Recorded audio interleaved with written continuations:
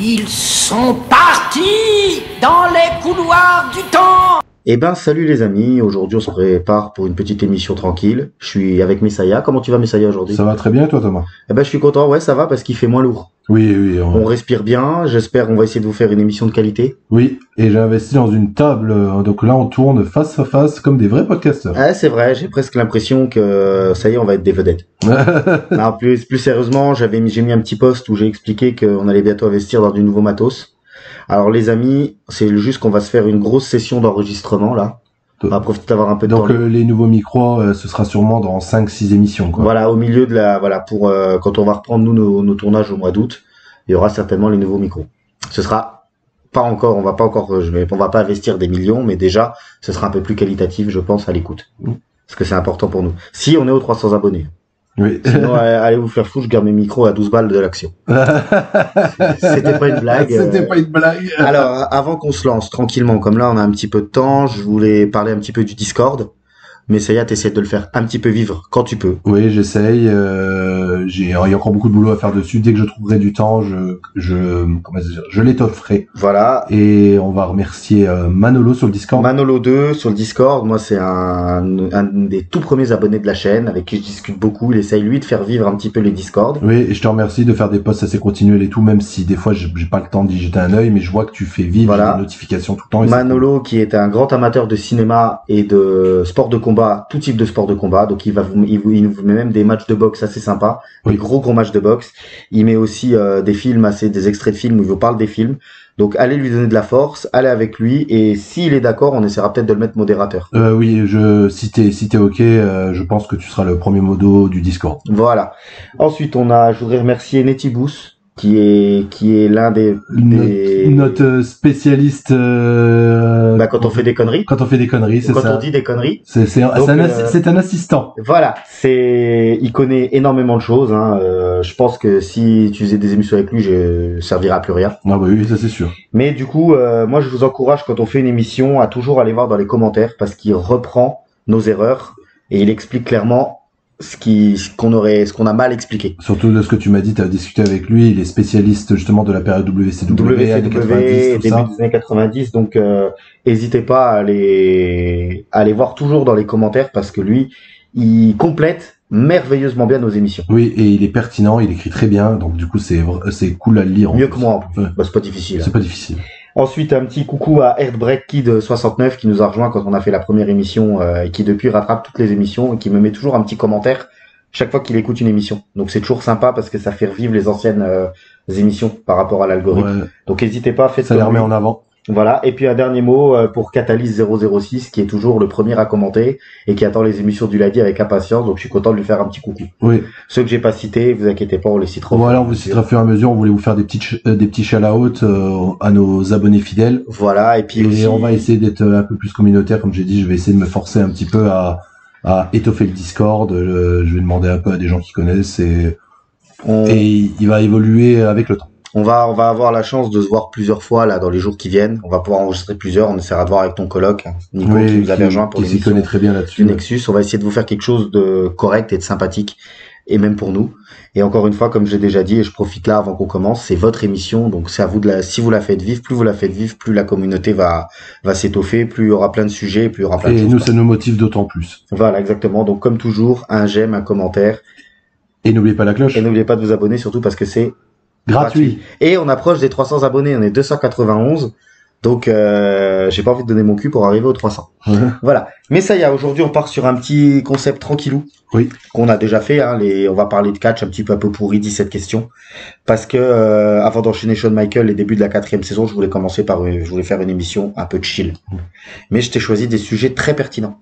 J'ai essayé je vais te mettre un peu au défi sur certains points. J'ai hâte d'entendre. Du coup. Voilà, comme toujours, il y aura une petite question troll, mais je suis resté assez. Ce sera pas du niveau de Stone Cold parce que je pourrais jamais atteindre. Ah ouais, non, c'est là, c'était la masterclass.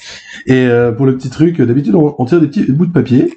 Mais j'ai une petite idée parce que je suis joueur de cartes de TCG et du coup là j'ai un petit D20 pour les joueurs de Magic, même si moi c'est pas mon jeu de prédilection, Mais en fait, je vais lancer le dé et ça nous permettra de choisir les questions au hasard. Donc je vous préviens tout de suite, je pense que vous allez entendre plusieurs fois dans l'émission et merde. Non, t'as vu, j'ai un beau tapis. Ouais, c'est vrai, t'as un beau tapis. Sinon, je dirais merde, j'ai fait tomber le Bah, dé. c'est un tapis de TCG, il vaut plus cher que ta vie, donc tu fais attention. D'accord. Voilà. D'accord. C'est grave si je dessine une bite dessus. Oui. Ah merde, pardon, désolé. Eh ben écoute, je te propose quand tu es prêt de Oui. lancer le dé, puis on commence pour la première question. Et ben, c'est parti. c'est parti. Le 5. Alors, la question numéro 5. Alors, c'est parti. Eh ben, c'est extrêmement d'actualité. Moi, je voudrais que tu m'expliques qu'est-ce qui se passe en ce moment avec Karrion Kross. Ah, Comment ça se fait que la WWE, ce mec-là est presque le plus populaire en ce moment dans les shows, c'est assez impressionnant. On est le 12, c'est ça, ou le 11? ouais, on est le 11. Le 11, le Raw précédent, Non, le donc 12, c'est le 6 ou le 7, il a eu une pop de zinzin. Oui. Et qu'est-ce qui se passe avec ce mec? Alors, c'est assez complexe. C'est que, déjà, on va faire le postulat sur du catcheur en soi. Karrion Kross, on peut le dire, à la WWE, à part à NXT, c'est un raté. Déjà, C'est- son premier run était à chier. Non, Je parle pas à NXT, ouais, je voilà. parle dans Le run sous Vince où il a voulu le transformer en gladiateur BDSM, c'est catastrophique. De lui avoir enlevé sa femme Oui, alors des qu'il a... écrans, alors que Scarlett a un Il me potentiel semble qu'on le commercial, dit. oui, exceptionnel, parce que c'est une femme sublime et du coup elle attire les regards. Ce mec-là a le facteur X, pour moi. Et il a eu du mal à se chercher, justement, quand Triple H l'a fait revenir, parce que c'est quelqu'un qui l'appréciait, mais il l'a laissé en pourrir en mid-card, vous aviez vu, hein, tous ces trucs-là, le Final Testament, début de rivalité avec Drew McIntyre, Roman Reigns pour amener à rien du tout. C'est vraiment une utilisation bizarre, alors que ce mec-là a le physique pour la WWE, c'est quand même un bon Golgoth. Hein. Là, il s'est trouvé un nouveau style, alors que de base, pour ceux qui le connaissent de l'époque TNA et de ce qu'il faisait avant, c'était Kyler Cross. Ouais. Et du coup, il était chauve. Et tout son run NXT, il était chauve, dominant, bien bourrin, quoi. Mais moi, je trouve que les cheveux longs lui va très bien. Ouais, je suis d'accord avec toi. J'aime beaucoup. Je sais qu'il y a des gens qui aiment pas, mais moi, j'aime beaucoup. Bon, il a été passé par plein de phases avec des moustaches et machin, mais là, il a un peu trouvé son style, un peu, on va dire, défini. Et comme très souvent la WWE, même s'il y a plus Vince qui est là, et en fait, ils veulent pas drop the ball, comme on dit en anglais. Ça veut dire qu'ils veulent pas capitaliser parce que ça ne vient pas d'eux. C'est pas ce qu'ils veulent. C'est pas ce qu'ils veulent. C'est pas leur souhait. En fait, c'est pas eux qui ont décidé de le mettre en avant. Donc c'est les fans qui décident de le mettre en avant parce que le mec est divertissant et on lui a laissé le micro dans un petit talk show. Il a fait une dinguerie, il a fait comme une paille bombe. Donc du coup ça, avec les réseaux sociaux et tout ça, ça a pris en épingle. Donc les gens en fait ils ont dit on veut voir Karrion Kross. En fait le mec là il est un peu Ils ont chanté à Raw. Ouais c'est ça. Et à chaque fois qu'il le mettait à Raw à la télé là jusqu'à maintenant, il était qu'en backstage. Donc du coup on n'a pas bien le retour. Là, de le mettre carrément dans l'arène, on a vu la différence. Ouais, même lui, hein, parce que même lui, il a été surpris. Oui, bah oui, il a même shooté, hein, l'embrassage à sa femme n'était pas prévu. Oui, c'est ce qu'elle a dit Scarlett. Ouais. Et moi, je sais pas ce qu'ils attendent, j'ai peur qu'ils passent le train comme très souvent, parce que comme ça vient pas d'eux. Même étant meilleur vendeur, même à un moment. Et bah oui, mais je crois qu'il est encore actuellement, l'un des meilleurs vendeurs, les gens achètent ses t-shirts et tout, quoi. Parce qu'aussi, il a des t-shirts je crois qu'on l'a dit, oui, qui vont avec tout. Oui, c'est ça. Tu peux mettre ces t-shirts là sans forcément être fan de catch. Oui, c'est ça, ça passe, ça passe avec ses logos et tout. Son t-shirt, je peux le mettre pour aller au boulot. Mais moi, pour revenir sur le catcheur, moi c'est quelqu'un que j'apprécie. C'est pas le meilleur catcheur de tous les temps, mais par contre, il a un bon potentiel, il a un bon moveset. S'il a des bons adversaires, bah son run NXT peut le prouver. Vraiment, le run NXT de Karrion Kross est très bon. Je crois que son match face à Sami Zayn, il est pas dégueulasse en plus.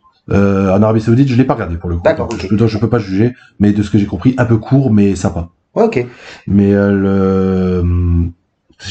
moi j'ai peur qu'il passe à côté parce que de laisser traîner, c'est un peu comme la frustration de Sami Zayn. Ouais, Sami Zayn, c'est à peu près le même délire. C'est à force de tirer sur la corde et de pas capitaliser au moment où on peut prendre le pognon, bah au bout d'un moment ça passe à côté. C'est dommage, ouais. C'est ce que j'ai peur. Et j'espère que les fans continuent de le soutenir et que les têtes créatives de au-dessus, pas que Triple H parce qu'il n'y a pas que lui qui décide, hein, de TKO et tout ça, en fait ils se disent ouvrez les yeux. Ouvrez les yeux, mais surtout qu'en plus le packaging est là les gars. Vous avez juste à le mettre à la télé en fait. Je pense qu'on aura la prochaine réponse, surtout qu'on diffuse cette émission lundi ce soir dans les Raw de ce soir, où déjà est-ce qu'ils vont le remettre avec du public. Oui. Tu sais, peut-être pas le faire catcher, mais au moins le remettre avec le public et voir peut-être 1, 2, 3, 4 fois d'affilée la réaction du public, ça peut être bien. Mais moi j'aime beaucoup le personnage qu'ils ont fait, même si j'ai un petit peu plus de mal à suivre Raw en ce moment. On va en parler de ce point-là. Mais je suis content qu'on parle de lui et je suis content qu'il soit mis en avant parce que c'est un mec méritant. Moi j'ai l'impression que on va dire c'est un peu il pourrait les foutre en équipe en fait, c'est il pourrait les foutre en clan ou je sais pas. C'est un peu un nouveau pendant de Drew McIntyre. Ça veut dire que le mec est il mais il dit la vérité. Ouais. Donc le mec en fait est un pourri, mais en fait il a fait, le mec a vrillé parce qu'en fait, il en peut plus qu'on le mette pas à la télé, qu'il soit pas populaire, ou Drew McIntyre, toutes les frustrations qu'il a eues. Mais il dit la vérité. C'est comme souvent, on part de quelque chose de vrai et on augmente le volume. Ben, c'est comme ça que ça marche le mieux, je trouve. Ben, c'est ce que je Ouais, voilà. C'est ça, j'aime beaucoup et j'espère vraiment qu'on le mettra en avant. Je suis content que t'aies tiré ça et qu'on parle de lui parce que là, on est vraiment dans un sujet d'actualité. Ah bah oui, là, c'est clairement en ce moment, ouais. Eh ben, je suis très content. Tu me dis quand tu veux passer. Si t'as encore quelque chose sur Caillou Cross, vas-y. Non, j'ai fait le tour. Eh ben, on peut passer à autre chose. Je lance le dé. Bah, le 6. Eh ben, t'as fait exprès. Eh ben, moi, c'est encore un truc qui me hype, qui est très présent en ce moment sur les réseaux sociaux, même si je suis pas beaucoup, mais que j'entends. C'est pourquoi il y a une sorte de lassitude en ce moment sur le booking de Triple H.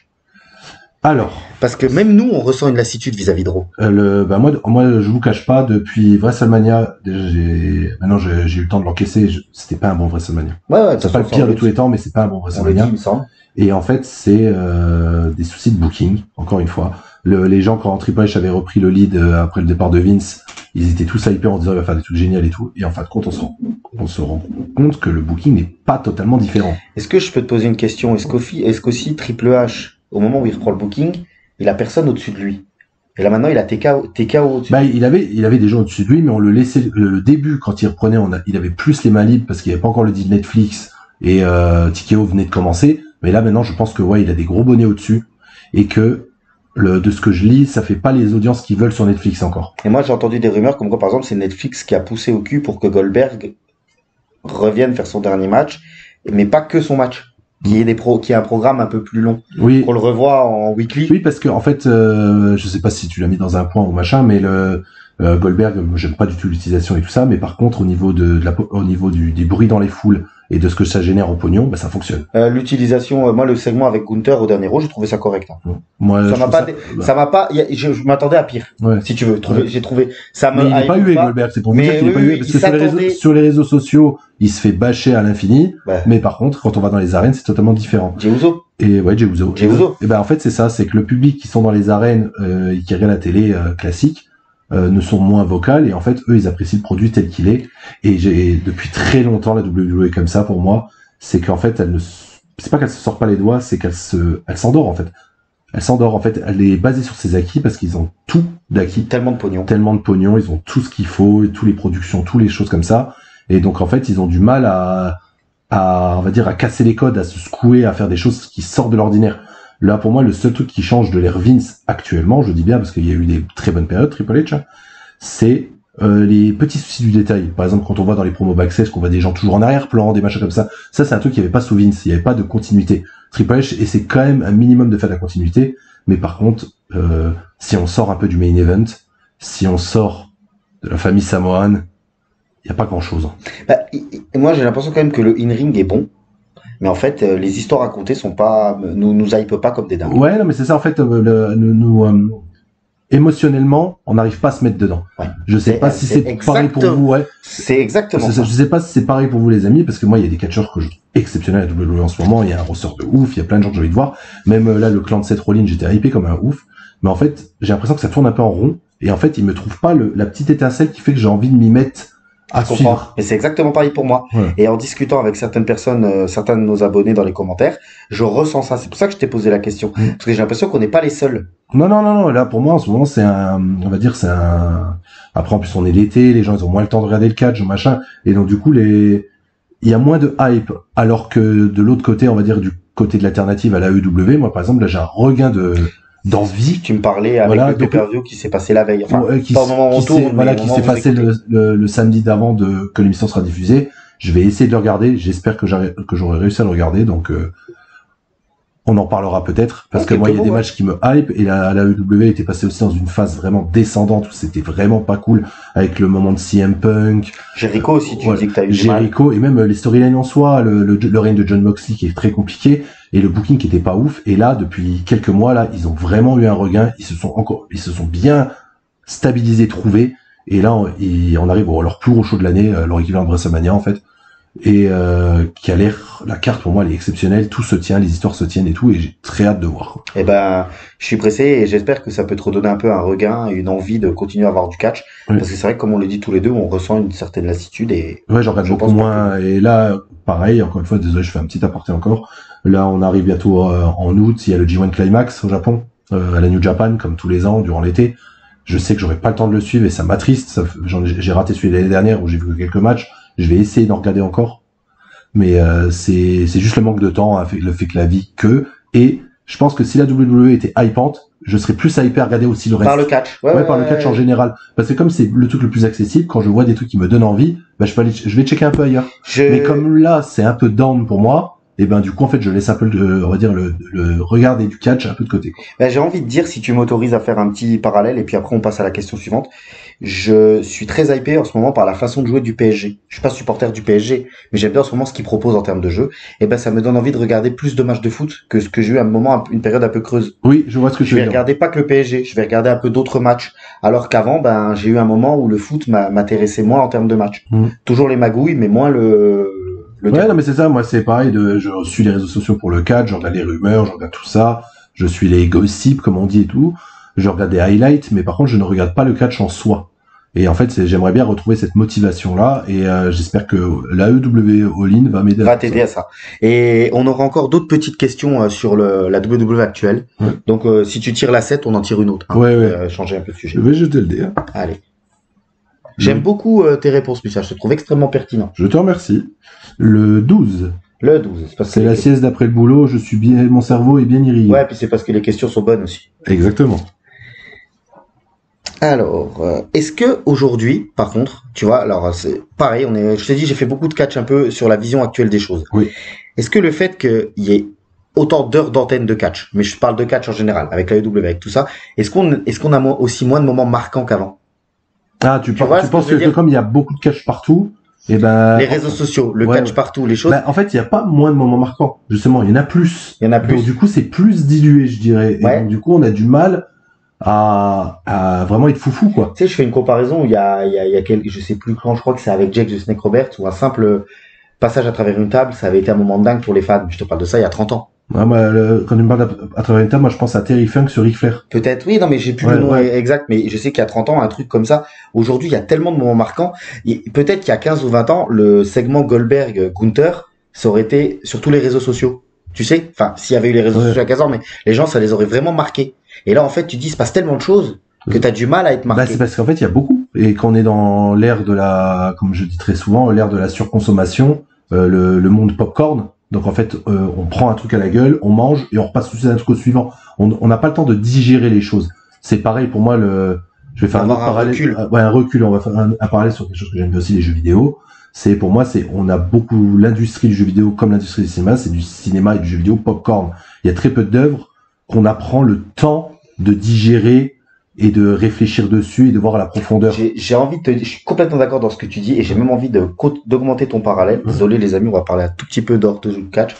Il fallait vous dire que des hypes pour la sortie de GTA 6, qu'il y a aujourd'hui où c'est la plus grosse hype qui existe, nous avant, il y a 20 ans, on en avait pour des dizaines ou des quinzaines de jeux par an. Voilà. Tu vois? Là, c'est pour qu'un seul jeu. Ouais. Donc, une fois. Et une fois. Sur un truc. Et en fait, comme tu dis, je pense qu'il y a on est tellement dans cette surconsommation. Et les réseaux sociaux, les réseaux sociaux, on va pas refaire le monde, hein. Il y a du positif et du négatif.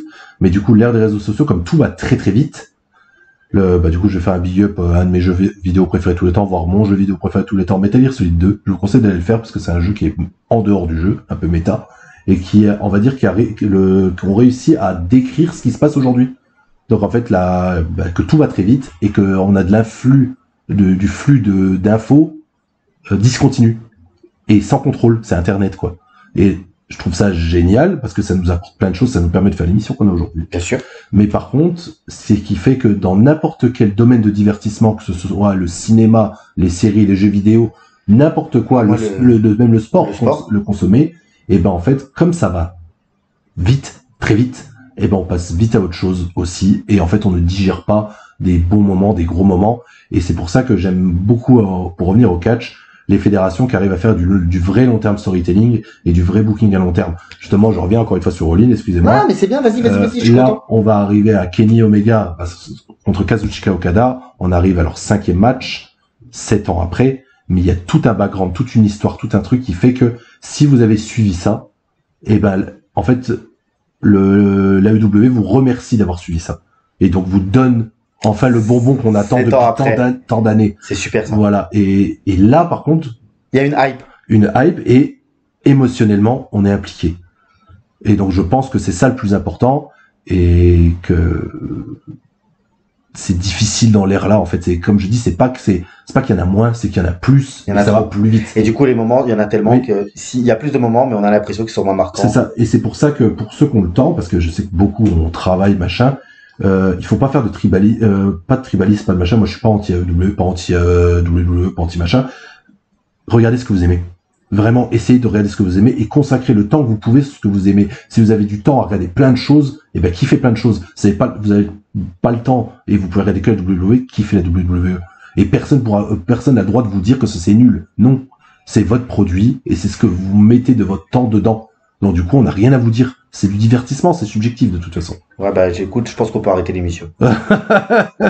Moi, je suis Excusez-moi, je suis chaud, là. J'ai presque la larme à l'œil. Écoutez, non, c'est beau. Si tu veux, on va peut-être faire notre première pause. Après la prochaine. Ok, ça. Allez, après la prochaine, et après, je t'autorise une pause. Ouais. Ce sera entre 25 et 30. Ce sera parfait pour moi. Tu sais que tu arrives à faire en ce moment, là, 5 minutes par question. Je suis très content. Ah, bah, Et pour les timecodes. Mais je te trouve d'une pertinence, mon ami. Dites-le en commentaire et... Bah, tu m'as dit, on essaie d'être sérieux, donc. Ouais, non, mais là, je suis très content parce que je voulais faire une émission chill, mais sérieuse. Ouais. Tu vois? Je suis très heureux. Allez, je lance le dé. 20, y a pas. Le 1. Le 1. Eh ben là, ça va être la première fois depuis qu'on parle de catch, et je suis très content qu'on va parler un tout petit peu de catch français. Ok. Qu'est-ce que tu penses de la rumeur enfin, je pense que c'est plus une rumeur, de l'arrivée d'Aigle Blanc à la WWE? Ben, c'est un accomplissement pour lui. C'est super quand même. C'est génial. Alors, je vais le dire tout de suite. On va dire grâce à des gros youtubeurs comme Sturi, j'ai eu un peu l'œil sur le catch français. Ouais, de c'est très vrai. Très loin. C'est vrai qu'il a quand même bien aidé. Permis de. Bien aidé. Et tous ceux qui sont autour de C'est ça le Clash FM et tout ça, qui ont vraiment mis en avant. Il y a aussi, je vais faire un big up à une autre chaîne, petite chaîne de catch, Cody McRide. Donc chez Cody, qui a parlé énormément de catch français durant toutes ces années de YouTube. Donc grâce à eux, je m'y suis un peu intéressé. Il y a aussi le catcheur Tom Laroufa qui a sa chaîne, donc il me permet aussi d'avoir un peu l'œil dessus. Mais moi, j'ai pas eu trop le temps de me concentrer là-dessus. Je me suis pas beaucoup déplacé dans les shows français et tout ça. Je te demande pas ton avis sur le catcheur. Non. Sur mais vraiment, mais je pose le contexte. Non, mais Je pose le contexte, pas qu'on dise que je suis pas pertinent. Ouais, voilà, donc, okay. Du coup, je préfère le dire. Et vraiment, Aigle Blanc, de ce que j'ai vu depuis des années, le mec a tout. C'est le meilleur catcheur français. C'est l'un des meilleurs catcheurs français, ouais, c'est ça. Il est exceptionnel in ring, il a trouvé son style, surtout qu'en plus, il a une dégaine de luchador alors qu'il est français. Ouais, c'est vrai. Hein. Donc je trouve ça stylé, moi. Il a vraiment eu du background, ça veut dire qu'il a été catch au Japon, il a été à la World Japan, VXV en Allemagne, il a tourné partout. Dans le catch, on peut presque dire que c'est une star internationale du catch, une star avec un ouais, nom, mais bien sûr, c'est ça. C'est le mec qui a vraiment pris toutes les opportunités qu'il fallait. Et que s'il a été repéré par la WWE, je pense que c'est pas des rumeurs, comme tu dis. Et il me semble qu'il avait aussi fait partie du show qu'on a eu à Lyon.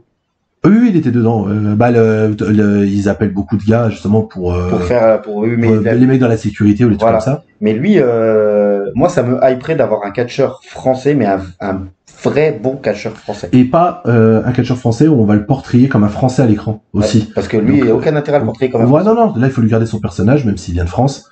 J'aimerais bien, par exemple, qu'il l'appelle pas White Eagle, non, qu'il l'appelle vraiment Aigle Blanc. Voilà. S'il l'embauche, il faut qu'il fasse ça, quoi.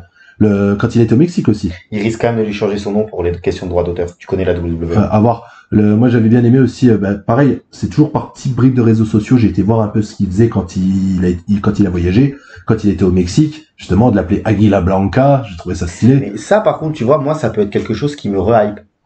Mais parce que déjà, tu sais que... le chauvinisme, hein, c'est cool. Tu sais que s'il y avait Vince McMahon, il rentrerait avec un titantron avec la tour Eiffel, une baguette sous le bras et un béret. Là, c'est pas Vince.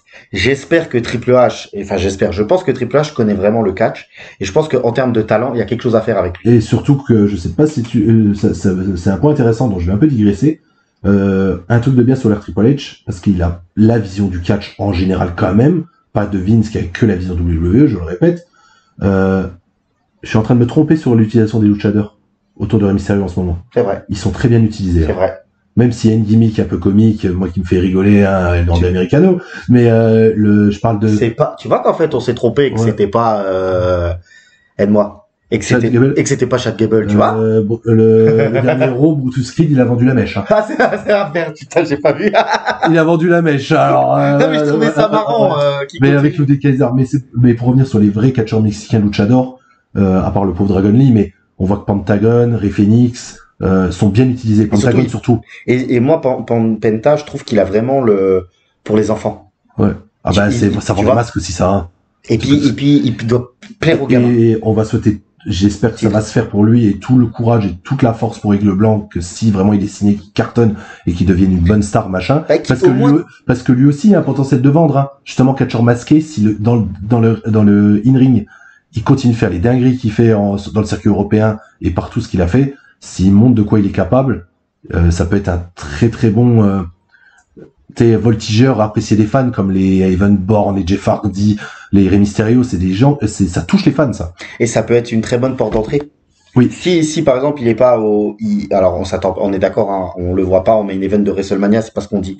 Ouais, mais déjà à NXT déjà. À NXT et ça peut très bien, même si par exemple ça marche pas à la WWE, ça peut lui permettre peut-être de partir vers la WWE. Aussi. Ou de partir, ça lui met son premier pied aux États-Unis. Bah, il a déjà fait des choses aux États-Unis. Mais là, je parle vraiment en termes de mainstream, signé, et d'être à plat temps là-haut. Mais regarde Gunther, hein. Ouais, qui à la base n'avait pas envie d'aller aux États-Unis et finalement il est très très bien utilisé. Je dis pas qu'il faut faire pareil, je dis juste que on peut s'attendre à quelque chose de très pertinent et de très correct pour lui. Et ce serait beau parce que justement depuis Tom La Rufa, on n'avait pas eu une vraie. Il y a eu André le Géant, il y a eu un peu Tom La Rufa qui n'était pas dans le main roster et pas à la télé. Sylvester Lefort, c'était du NXT. C'est parce qu'on est d'accord que Dupré à l'époque de la Résistance, c'était pas français, il était québécois. C'était québécois, ouais. Canadien, québécois. Et en fait, Tom La Rufa n'a pas pu être aux yeux de la télévision Raw SmackDown, quoi. Il était à NXT, il était très divertissant, mais même lui, il le dit, son run était compliqué, ça a été très difficile. Et Amal, il a été beaucoup plus utilisé, mieux utilisé à la TNA. Ouais, ok. Voilà, mais c'était petit Impact à l'époque. Oui. C'était beaucoup moins populaire que de la TNA. Parce qu'il a aussi le beau physique, La Rufa. Ouais. Un peu petit, comme beaucoup, voilà, c'est souvent ça qui, mais maintenant, ça gêne moins. Et il y a eu Amal. Il y a eu qui malheureusement aussi, qui était NXT UK, quoi. Ouais, elle a jamais trop été aux États-Unis. Ouais, c'est ça. D'accord, ok. Elle, c'était que NXT UK. Eh ben, écoute, très content d'avoir pu parler du catch français et d'Aigle Blanc. Et je te propose qu'on fasse notre petite pause et qu'on passe tranquillement ensuite aux questions suivantes. Yes. Allez, c'est parti. Donc, Messiah, on reprend notre pause? Oui. T'as intérêt à être aussi bon qu'avant la pause. Ouais, Je t'inquiète. te le dis direct. Je te laisse lancer le dé? Oui. Le 15. Le 15. Alors. Eh ben, c'est une question pertinente. Je sais pas si on en a déjà parlé, mais je voudrais savoir, tu es d'accord avec moi de dire que Becky Lynch est l'une des plus grandes stars féminines de l'histoire de la WWE? Ah oui. Et mais, est-ce qu'elle aurait été une si grosse star si elle s'était pas fait péter le pif? Ah bah non. Bah non. Justement, c'est ça qui est génial dans l'histoire de Becky Lynch. C'est l'accident, qui est un truc pas prévu, qui a créé un monstre. Vraiment, on peut dire, hein, Becky Lynch, pour moi, c'est un monstre. Vraiment, elle a réussi à se servir d'un truc, parce que on s'est tous déjà blessés, machin, il faut savoir réagir après une blessure dans n'importe quelle situation, Alors, machin. refais un tout petit poil de contexte, elle prend un pain dans la tronche par Nia Jax. Par Nia Jax, ouais, je crois que c'est avant des Survivor Series, il me semble. Et elle a le t-shirt SmackDown. Ouais, voilà, c'est ça. Et elle a vraiment le pif éclaté. Ouais, et à l'époque, Nia Jax, c'était en plus pas très safe, il y a eu pas mal de problèmes avec elle. Et en fait, dans l'altercation un peu bataille, on va dire, bataille générale. Pour hyper le Survivor elle Series. lui éclate le nez. Mais et vraiment, en fait, elle, direct, elle réagit bien, donc on la voit, elle piffe en chou-fleur, et le pire, c'est qu'elle peut même pas catcher au match, hein, il me semble, juste après. Je sais plus, ouais. Et derrière, en fait, elle fait badass, et elle trouve un personnage. C'est con, parce que justement, on est content que ça s'appelle, que le catch féminin, maintenant, c'est beaucoup plus en avant, que machin, on essaie qu'il y ait moins de misogynie et tout ça. Mais bon, elle prend comme nom The Man. Mais c'est super. Moi, je trouve ça génial. C'est un hommage à Ric Flair, non, un peu. C'est un hommage à Ric Flair. La plage de Ric Flair, pour être l'homme, il faut battre l'homme. Ouais, c'est exactement ça. C'est exactement ça. Il y avait, ça va te faire plaisir, Goldberg aussi, il y avait Damen. Damen, voilà. Ouais. Et le truc, c'est que bon, on ramène une femme vers un nom d'homme, c'est un peu con dans l'idée, mais c'est tellement bien utilisé parce que elle devient, j'aime pas dire que c'est un nouveau quelque chose, mais ça devient quand même la Steve Austin au féminin à partir de là. Ouais. Donc en fait, elle prend une personnalité de badass, donc ça veut dire qu'elle a peur de rien, qu'elle va s'incruster quand elle doit, quand elle veut, quand elle doit, ce qu'elle va réussir à faire pour avoir le main event de WrestleMania d'après.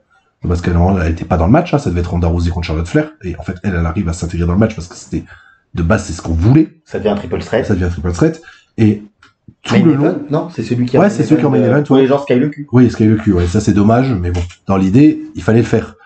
Et derrière, pour moi, elle a su rester pertinente et de faire évoluer son personnage à des moments donnés et de manière très pertinente. C'est pour ça que vraiment, dans le in-ring, c'est pas la meilleure.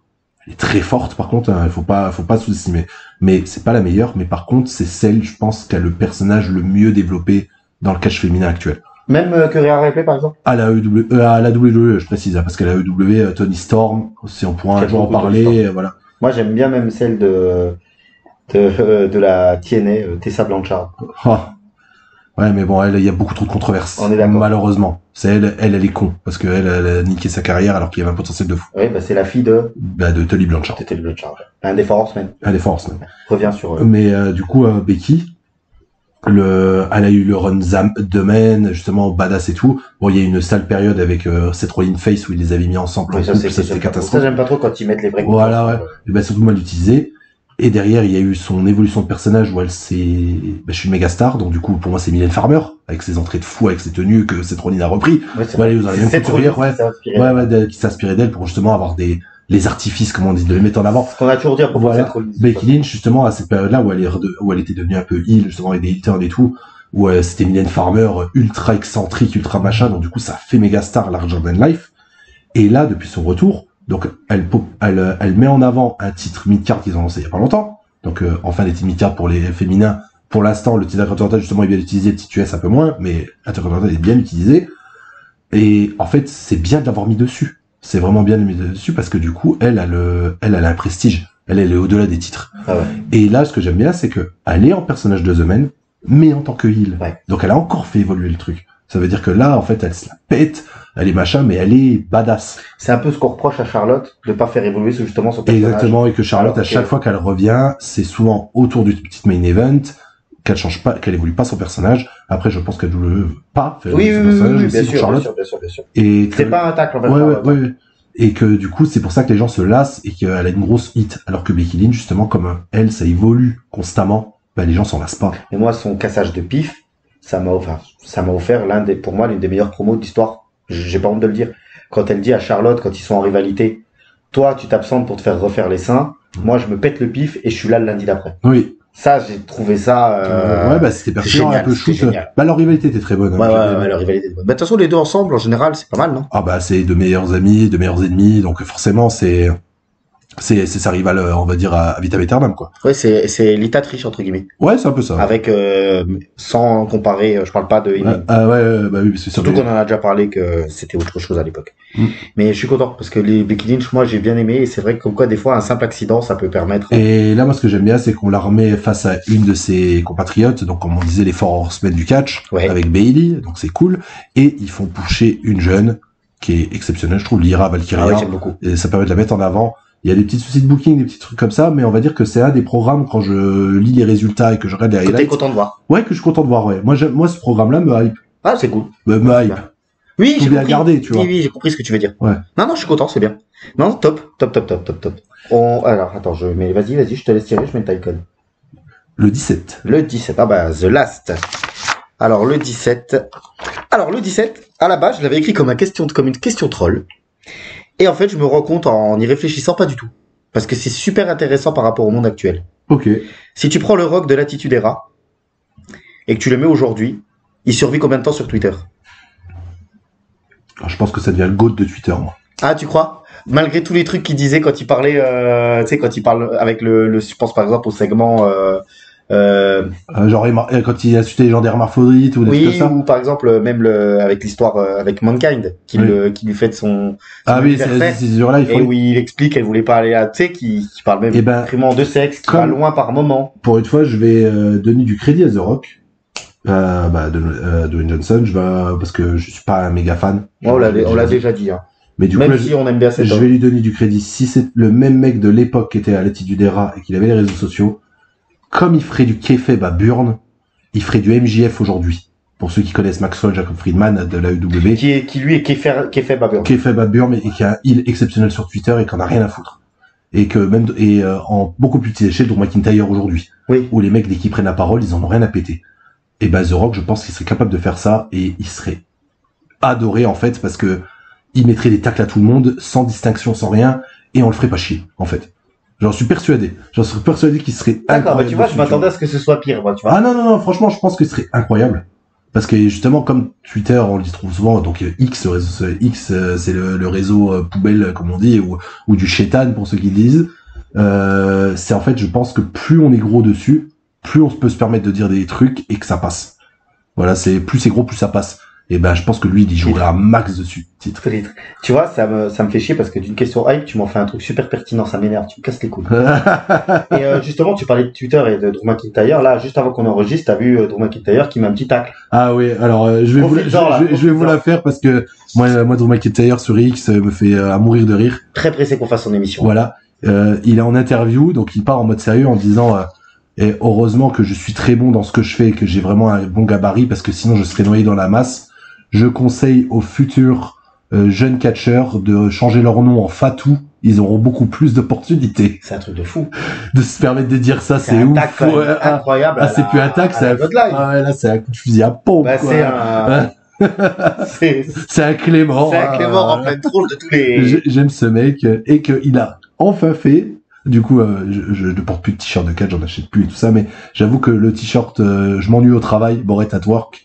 J'ai quand même envie de l'acheter parce que c'est génial. Moi, Drew McIntyre, déjà on l'a déjà dit plusieurs fois, mais c'est l'un des plus gros glow-up de l'histoire du catch. Ah oui, c'est clair. J'adore ce mec, il dégage une attitude bestiale. Pour moi, il dégage. Même dans ce qu'il dégage. Guerrier, c'est ça. Pour moi, il dégage une virilité de fou en fait.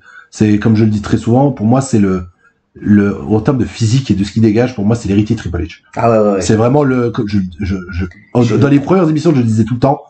Conan le barbare. Et même plus Conan le barbare que Triple H. Ah, et pour moi, il fait vraiment guerrier de fou. J'adore ce mec. J'adore Drew McIntyre, qui fait partie de mes catcheurs préférés à l'heure actuelle. Pareil.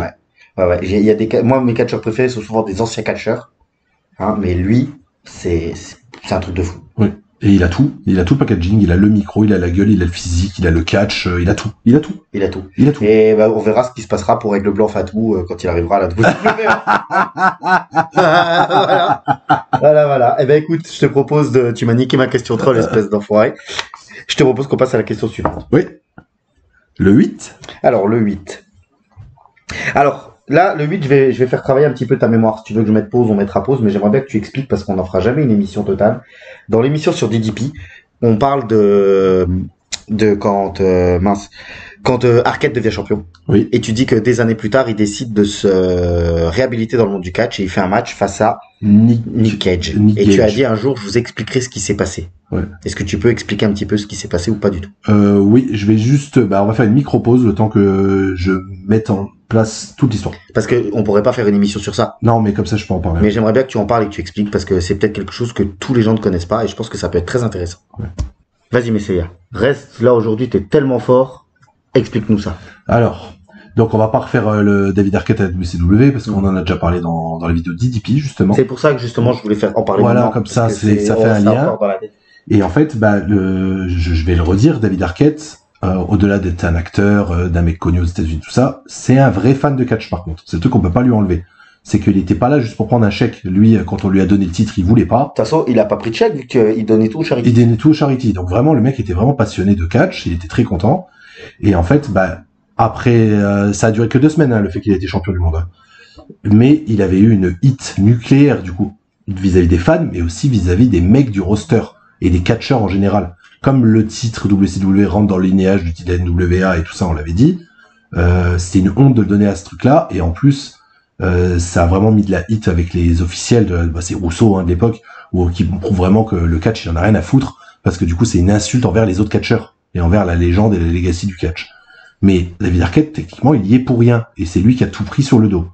Donc, il s'était éloigné du monde du catch pour pas mal de temps, il a fait quelques apparitions à la WWE, on va dire... Une, je crois, en 2010. Une en 2010, et peut-être même une autre, mais on va dire celle en 2010, ça je m'en souviens. Et il avait pris la hit, alors qu'il venait en tant qu'encore une fois fan, il avait rien fait, il était venu backstage, il avait fait une entrée, il me semble, avec Alex Riley et The Miz, peut-être. Je crois que c'est ça. Ouais, je crois que c'est ça. Et derrière, en fait, le mec, ça fait des années qu'il rumine, donc pratiquement 18 ans, et en 2018, il se dit, je veux faire un monde honorable, je veux montrer que je suis plus qu'un fan de catch, que je prenais le truc au sérieux, mais qu'on m'a utilisé comme un guignol et tout ça, et en fait je vais faire un monde honorable et je vais me faire une carrière de catcheur. Donc le mec s'est mis en shape, sa shape de l'époque, alors qu'il a pris de l'âge, 18 ans de plus. Ah, il avait un beau physique, et en fait il s'est dit, je vais pas partir, je vais pas demander à la WWE ou une grosse fédération de me faire catcher. Le mec il s'est dit, je vais aller catcher dans le circuit indépendant. Je vais aller catcher devant 12 personnes. Voilà, bien plus quand même. Façon de parler, mais il a été dans des grosses ligues indépendantes aux États-Unis. En particulier la JCW, qui est la Game Changer Wrestling, qui marche très bien aujourd'hui. On va dire, je pense que ça doit être la première fédération indépendante aux États-Unis actuellement. Mais la Game Changer, elle est réputée pour ses matchs hardcore et extrêmes. C'est un peu un héritage de la CZW pour ceux qui connaissent. Ah ouais, c'est ce qui moi ça me, c'est voilà. pas mon truc. Voilà. Il y a pas que ça, hein. C'est aussi beaucoup de spots, hein. Ils font des matchs de fou avec des échelles, des mecs qui volent de partout. Je vous conseille d'aller voir sur YouTube des highlights de Gringo Loco. C'est un blanc, mais qui a que s'appelle une gimmick de Mexicain, et le mec, il vole. Ah, ok. Voilà, le mec, la gravité, c'est pas ce que c'est, hein. Vraiment, c'est très rigolo à voir, hein. Et en fait, le David Arquette prend le truc au sérieux, commence à faire des matchs un peu par équipe et tout. Vraiment, pour se revendre honorable, il se prend de la hit par le public, parce que c'est un public de circuit indépendant, hein. Donc du coup, c'est des smart. Des très gros fans de catch. Des gros fans de catch, donc du coup, ils lui font un peu payer, mais c'est le jeu, et il l'accepte. Mais justement, pour montrer comme quoi il est pas là pour rien. Et, à force, les officiels de la JCW, ils se font, quand même David Arquette, c'est quand même la classe, ça ramène du pognon quand même. On va le mettre face à notre champion. On va faire un match pour le titre mondial. David Arquette contre le champion de l'époque, qui est le visage de la JCW, quelqu'un que vous connaissez, Nick Gage. On en a parlé là juste un peu avant. Nick Gage, c'est quelqu'un qui a eu beaucoup de frasques. Vraiment, peut-être un jour on en reparlera dans d'autres vidéos un peu sporadiquement. C'est un bon tapé. C'est un bon taré. Le mec s'est dédié au catch, hardcore, mais le gars a eu des problèmes de drogue, il est en prison plusieurs fois, tout ça, et c'est pas un tendre du tout. Et je pense qu'il avait aussi, là encore, la mentalité old school. Donc du coup, quand il a vu David Arquette, il a fait « Ok, je veux bien l'affronter, mais par contre, moi, je vais le faire payer sa victoire de l'époque. » Alors que, encore une fois, il n'était pas responsable. Donc du coup, ils se sont vus, ça a été rapporté dans les interviews et tout, David Arquette a tout balancé. Ils s'étaient vus avant le match en disant, pour préparer leur match et tout, ils font « Ah, mais t'inquiète, deathmatch, mais je ferai attention, tu restes quand même un acteur et tout. Je vais faire mon spot de la roulette à pizza, parce que l'arme de prédilection de Nick Gage est une roulette à pizza où il vous tranche le front avec. Ouais, il vous fait pisser le sang du front avec. Il lui dira, t'inquiète, ça fait pas si mal que ça, on fera attention, machin et tout ça. Et David Arquette, il pense que Nick Gage est de bonne foi, parce que on est après les années sombres de Nick Gage. Le mec, maintenant, il est quand même établi, il y a plus trop de conneries, plus trop de controverses, plus trop de drogue. On va dire, il est un peu clean.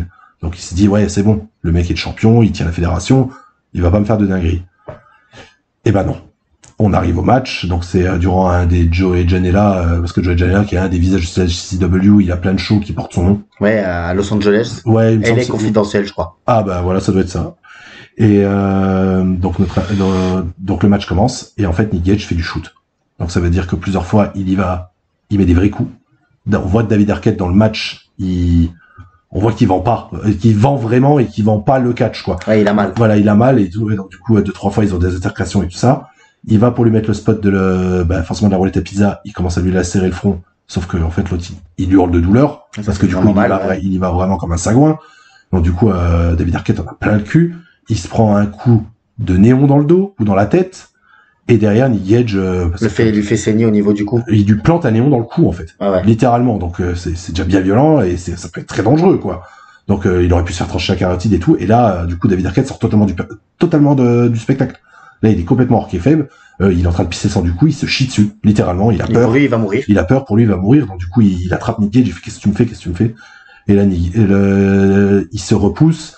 David Arquette, par colère, prend une chaise, lui balance à la tête, mais genre pas safe du tout. Et là, Nick Gage, il dit, c'est bon, on arrête les conneries. Il l'attrape, il le couche par terre, et on voit, il lui fait un tombé maintenu, et on voit qu'il lui parle un peu dans l'oreille en lui disant, reste couché maintenant. Donc, en fait, il a fait tout ça pour se réhabiliter, mais en fait, ce match-là est un échec. Les mecs ont pas su parler. On va dire, Nick Gage a très mal réagi, je pense. Il a continué de faire un peu de match, David Arquette derrière, mais il a voulu comme je dis, se réhabiliter, de se donner une bonne image et tout. Mais c'est un peu, il a fait ça pour rien pour moi. Mais te réhabilite pas avec un deathmatch. En plus. Entre guillemets. En plus. C'est catch, fait du catch un peu champagne, un peu machin. Moi, demain, je vais me lancer dans le monde du catch et je vais aller affronter New Jack.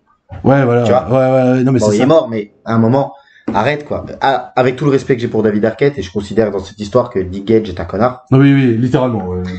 mais je considère aussi que David Arquette, ce qu'il a voulu faire, c'était bien. Mais à un moment, on te dit, tu vas faire un deathmatch, réfléchis, et peut-être non. Ouais, Tu non. vois. Même si ça, Et même si le gars, comme on a dit, il a peut-être été naïf en pensant que Nick Gage s'était calmé avec les années et tout ça comme ça, la réputation suit derrière. Gros, prends pas des risques comme ça. Bien Si sûr. tu veux te réhabiliter, affronte justement des mecs qui sont réputés pour être cool. ouais, je suis Et qui d'accord ont avec toi. envie de te mettre en Totalement, avant et qui ont totalement. envie de faire de l'argent. Ne va pas affronter un mec qui a une réputation qui va t'en faire baver, quoi. Totalement d'accord avec toi. Bah, je te remercie parce que ça, c'est dans la continuité de l'émission sur DDP, parce qu'on en avait parlé. Et justement, tu avais dit que tu voulais parler de Nick Cage et de ce match face à David Arquette. Nick Au moins, Gage, j'ai du mal. Gage. Je dis Cage comme Christian Cage, mais Bah, c'est Gage comme un tir à gage. un tueur à gage, Voilà. d'accord. Nick Gage, Ouais. Gage, quoi. Bon, bref, je vais pas parler anglais. Voilà. Nico, si tu m'entends. Ouais. Et je te propose qu'on passe au numéro suivant. Oui. Si je dis un chiffre que j'ai déjà dit, tu me dis. Hein. Oui, j'ai fait des petites croix à côté. Le 3. Le 3, tu l'as pas dit. Alors, on va y arriver parce que ça va se passer ce week-end. C'est Evolution. Le Bah, pay-per-view. ce sera déjà passé du coup. Oui, c'est pour ça que je Voilà, trouve ça ouais, passer ouais, ce ouais. week-end quand on en tourne. Moi, je trouve. Est-ce que tu penses que Evolution c'est une bonne idée pour promouvoir le catch féminin? Alors là, c'est plus complexe que ça. Pour moi, encore une fois, là, par contre, je donne vraiment mon point de vue. Oui et non. C'est pour ça que c'est complexe. Dans le sens que oui, mettre le catch féminin en avant, il faut qu'il continue de le faire. Ah oui, Justement. ça 100% d'accord avec toi. 100% d'accord, et surtout qu'elle mérite. 100% Leur, d'accord. leur donner un pay-per-view unique, j'ai envie de te dire, c'est de bonnes intentions, pourquoi pas, mais dans les faits, pour moi, déjà le premier, même si c'était pas un mauvais show, j'avais bien C'était aimé. un très bon show de catch. C'est un beau show, mais on va dire au niveau des chiffres, au niveau de ce que les gens se déplacent pour voir, c'était un peu un flop. Et en plus, pour celui-là de cette année-là, je trouve que c'est encore plus un flop. Ah ouais? On va dire, je parle de tout niveau commercial et au niveau de comment ils ont préparé le truc. Ils l'ont pas mis assez en avant pour moi. S'ils Ouais. veulent faire vraiment un pay-per-view, ils l'ont pas mis assez en avant. Est-ce que tu as vu la nouvelle comme quoi le All Elite, c'est All In, All In, ouais. vend plus de places que les 3 shows WWE? Bah, c'est normal. C'est justement ce que j'allais dire. Et en plus, quand la dernière fois tu m'avais dit non, mais c'est une alternative, ils se considèrent pas comme des concurrents, Là oui. de coller 3 shows, les WWE qui collent 3 shows en même temps que le plus gros show de le truc à côté, si c'est pas de la concurrence, C'est quand même un petit peu pour faire chier. c'est vraiment pour faire WWE. chier pour en mettre 3. Hein. Ouais. 3, Saturday Night Main Event, NXT et Evolution. C'est vraiment pour, ils veulent Et vraiment essayer Saturday Night Main Event, de- où ils vendent le dernier match de Goldberg, Ouais, donc ils s'attendent quand même à une certaine hype. Evolution, il faut revenir beaucoup d'anciennes catcheuses. ouais. Alors il y a les Bella, je vais pas parler des Nikki Bella, Bella. parce que il y a rien qui m'énerve plus que voir Nikki Bella à la WWE. Ouais. Je suis désolé. Ouais, je sais que toi c'est. Mais pour moi, cette femme-là, dire que cette femme est une légende du catch, ça me fait dresser les poils. Ouais, bah. Ça me fait le même effet que David Arquette, champion de Ouais, je comprends. Voilà. Revoir Trish Stratus, je suis très content. Ouais. Mais, c'est ce qu'ils avaient fait au premier Evolution. Bah, ils refont la même chose. Exactement. Ils font la même chose. Et je pense que peut-être là, justement. Mais là, ils font même peut-être, entre guillemets, pire, parce que là, il est dans un match pour le titre. Moi, tu vois, j'aurais préféré, bon, après, ça se tient debout avec, c'est face à Tiffany, je peux le comprendre par rapport au personnage, parce que finalement Tiffany elle a affronté celle qui lui ressemblait le plus avec Charlotte, et t'as l'impression qu'en fait elle va encore affronter une qui lui ressemble, une de ses aspirations. Qui lui ressemblait parce que maintenant bon Trish elle a un certain âge, elle est brune, c'est plus la même personne, ce qui est normal on se dit. Non, elle revient en blonde. Elle est revenue blonde, elle est en blonde. Mais bon, moi j'ai encore les images d'elle en brune. Mais par contre, je pense que ça aurait été peut-être plus intéressant pour la WWE justement de ne pas faire venir ses anciennes catcheuses. Et moi, déjà d'une, coller justement s'ils veulent, encore une fois, là je reviens sur le côté commercial parce que l'idée, je trouve ça pas bête, même si pour moi, ben, je suis pas une femme, donc du coup je vais pas parler à la place des femmes, mais je me dis, je préfère, je me mets à la place d'une femme, on va dire, catcheuse, je me dis, je préfère être dans un show mixte, classique de catch, et par mon talent, voler le show, et non, que par mon talent et mon potentiel de star, je sois mis en main event au-dessus des hommes. Je trouve que c'est plus marquant comme ça, que si on me donne un truc à part, bah oui, là, je suis la plus grande star féminine, mais je suis qu'avec les femmes. Alors que sans dénigrer, voilà, mais moi je me dis vaut mieux être la plus grande star du catch tout court et pas seulement féminin ou masculin.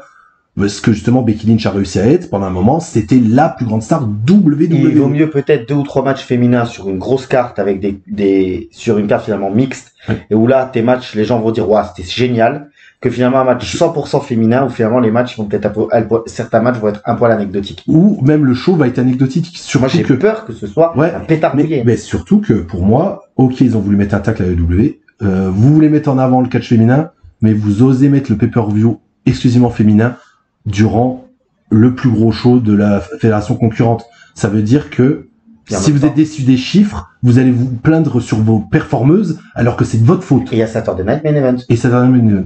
Donc franchement, je trouve, pour moi, le timing de ce show-là, il aurait jamais dû être placé là. S'il voulait le faire, il aurait dû être vraiment à part, limite dans une période creuse du catch. Pas une période où il y a des gros shows aux alentours. Je comprends ce que tu Vraiment, mettez-le vraiment en avant. Donc là, moi, pour moi, là, c'est, vous voyez, on met les femmes en avant, on leur fait un pay-per-view, machin, mais venez regarder notre show et pas le show à côté. Non. No show. No show, venez regarder nos shows, pas le show à côté. Alors que, je suis vraiment désolé, encore une fois, je veux pas faire de tribalisme. Tu m'autoriseras un petit... Ouais, bien sûr.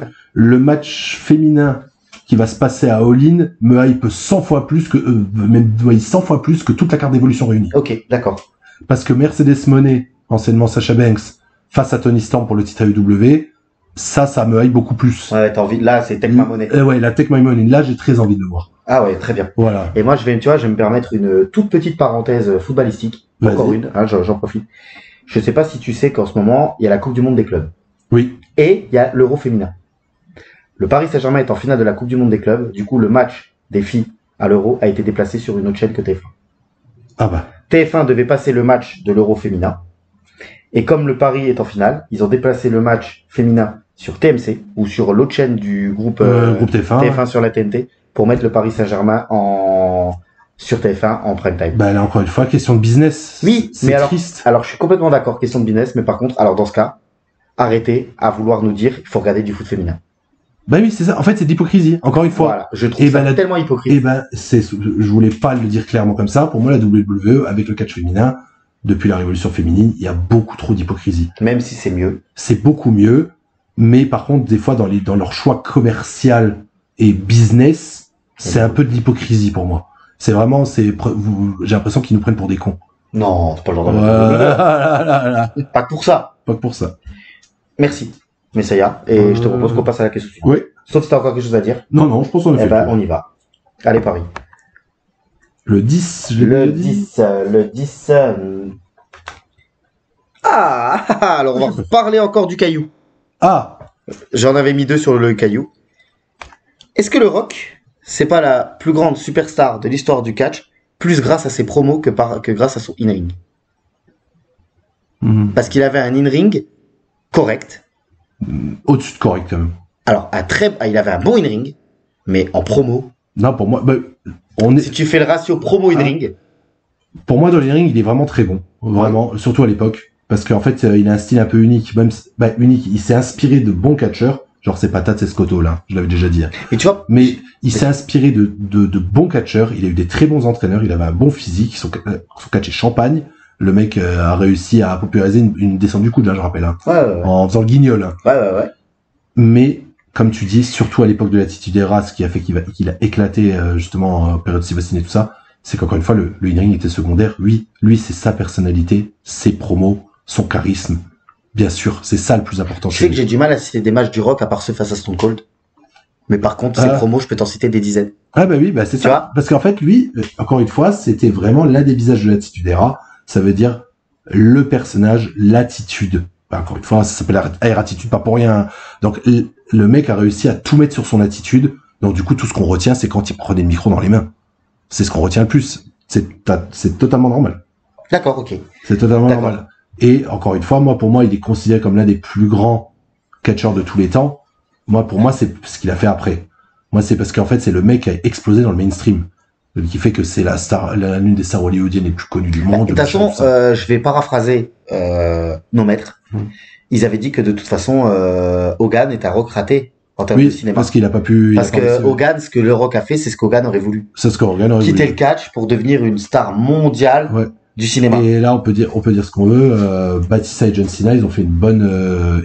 Ils sont bien ancrés à Hollywood aussi. Maintenant, ils sont très bien ancrés à Hollywood, même si je pense qu'on peut pas comparer la carrière entre. Non, The Rock, il est au-delà de tout.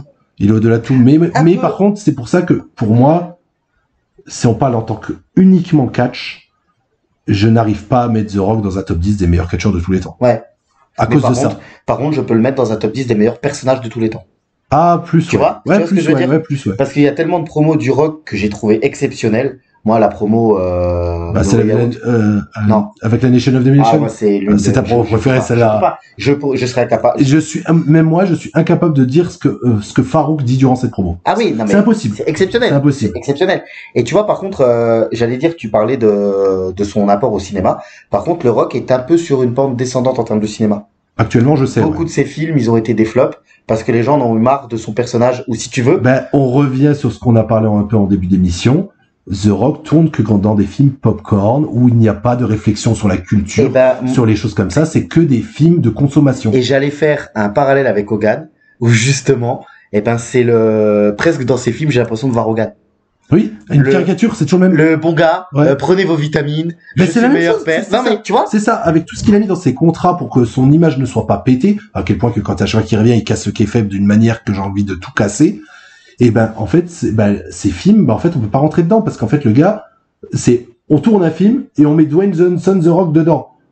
Mais il n'incarne pas le personnage. Non, c'est Dwayne The Rock Johnson. Voilà, c'est ça. Et parce il fallait, moi j'aime bien sans être un grand fan, mais le Fast and Furious 5 de temps en temps, je jette un œil dessus. Moi, c'est un film un peu popcorn, tu vois. Moi, tu sais que ça. Non, je veux dire, je suis pas en train de dire que c'est un grand film. Je me dis, ça fait partie des films. Tiens, ce soir, je me mate ça. Tu réfléchis pas, tu passes un moment correct. Ça finit bien. Donc, à la fin, t'as un petit coup de sourire parce que t'es content. Tu vois, d'endorphine, voilà. C'est très bien. C'est pas un film où tu vas réfléchir. On est d'accord. C'est loin d'être un grand film. Ok, c'est pas ce que je dis. Mais The Rock là, il joue pas The Rock dans le film là. Tu vois, il joue un personnage. Alors que maintenant, il ne joue que lui-même. Voilà. Quand tu vois dans le Fast and Furious 7 où il sort de l'hôpital, le mec il casse quand même son plâtre en contractant ses muscles. Oui, non, mais c'est une caricature de lui-même en fait. Et moi, je te dis, je trouve que le parallèle avec Hogan, il est très intéressant. C'est le Hogan des années 80. Prenez vos vitamines, soyez gentils, faites vos prières, voilà. Prenez des stéroïdes. Et arrête, The Rock et Hogan n'ont jamais pris de stéroïdes. Le Warlord non plus. Et le British Bulldog non plus. Ouais, et Jean Dormal non plus. Ah non, Dormal, jamais. Alors ça, non, je peux pas tolérer. Et Lex Luger. On voit comment il est. Et encore merci DDP. Voilà. DDP, je t'aime. Question suivante, après on fait une pause parce qu'on a la 10. Vas-y. Allez, vas-y, je te laisse lancer le dé. Le 2. Le 2. Alors là, je ne suis toujours pas tombé sur le même chiffre. C'est presque, alors là, le 2, c'est presque pour ça que j'ai fait cette émission. Je suis juste en train de noter le timecode, les amis. Parce que là, j'aimerais que, pour moi, c'est un truc très intéressant. Alors, désolé, je vous hype un peu parce que je suis en train d'écrire et je peux pas faire deux choses en même temps. C'est un homme. T'en es un aussi, je te rappelle. Non, on parle énormément que Randy Orton est une légende grâce à sa longévité. Mmh. Pour moi, il y a un autre catcheur qui est là depuis presque aussi longtemps que Randy Orton, qui est là depuis quasiment 15, 16 ou 17 ans. Et pourtant, on n'a pas du tout le même rapport avec lui, c'est Sheamus. Ah, ouais. Et alors que il mérite. Oui, mais moi. Tu vois, pourquoi? C'est vrai qu'il n'y a pas de consensus encore. Mais beaucoup de gens, depuis quelques années, là, avec ces séries de matchs face à Gunther, Drew McIntyre, où vraiment il est ressorti, après le Covid, justement. Le retour de Sheamus après le Covid. Beaucoup de gens commencent à vraiment mettre des lauriers sur sa tête. Parce qu'en fait, on se rend compte qu'il est exceptionnel. Que le gars a un physique toujours aussi beau. Il a son personnage. Il est unique, lui. Ouais, lui, pour le coup, il est vraiment unique. Et il a un catch de fou et il n'a pas peur d'en prendre. Et qu'on voit que c'est un bon gars aussi.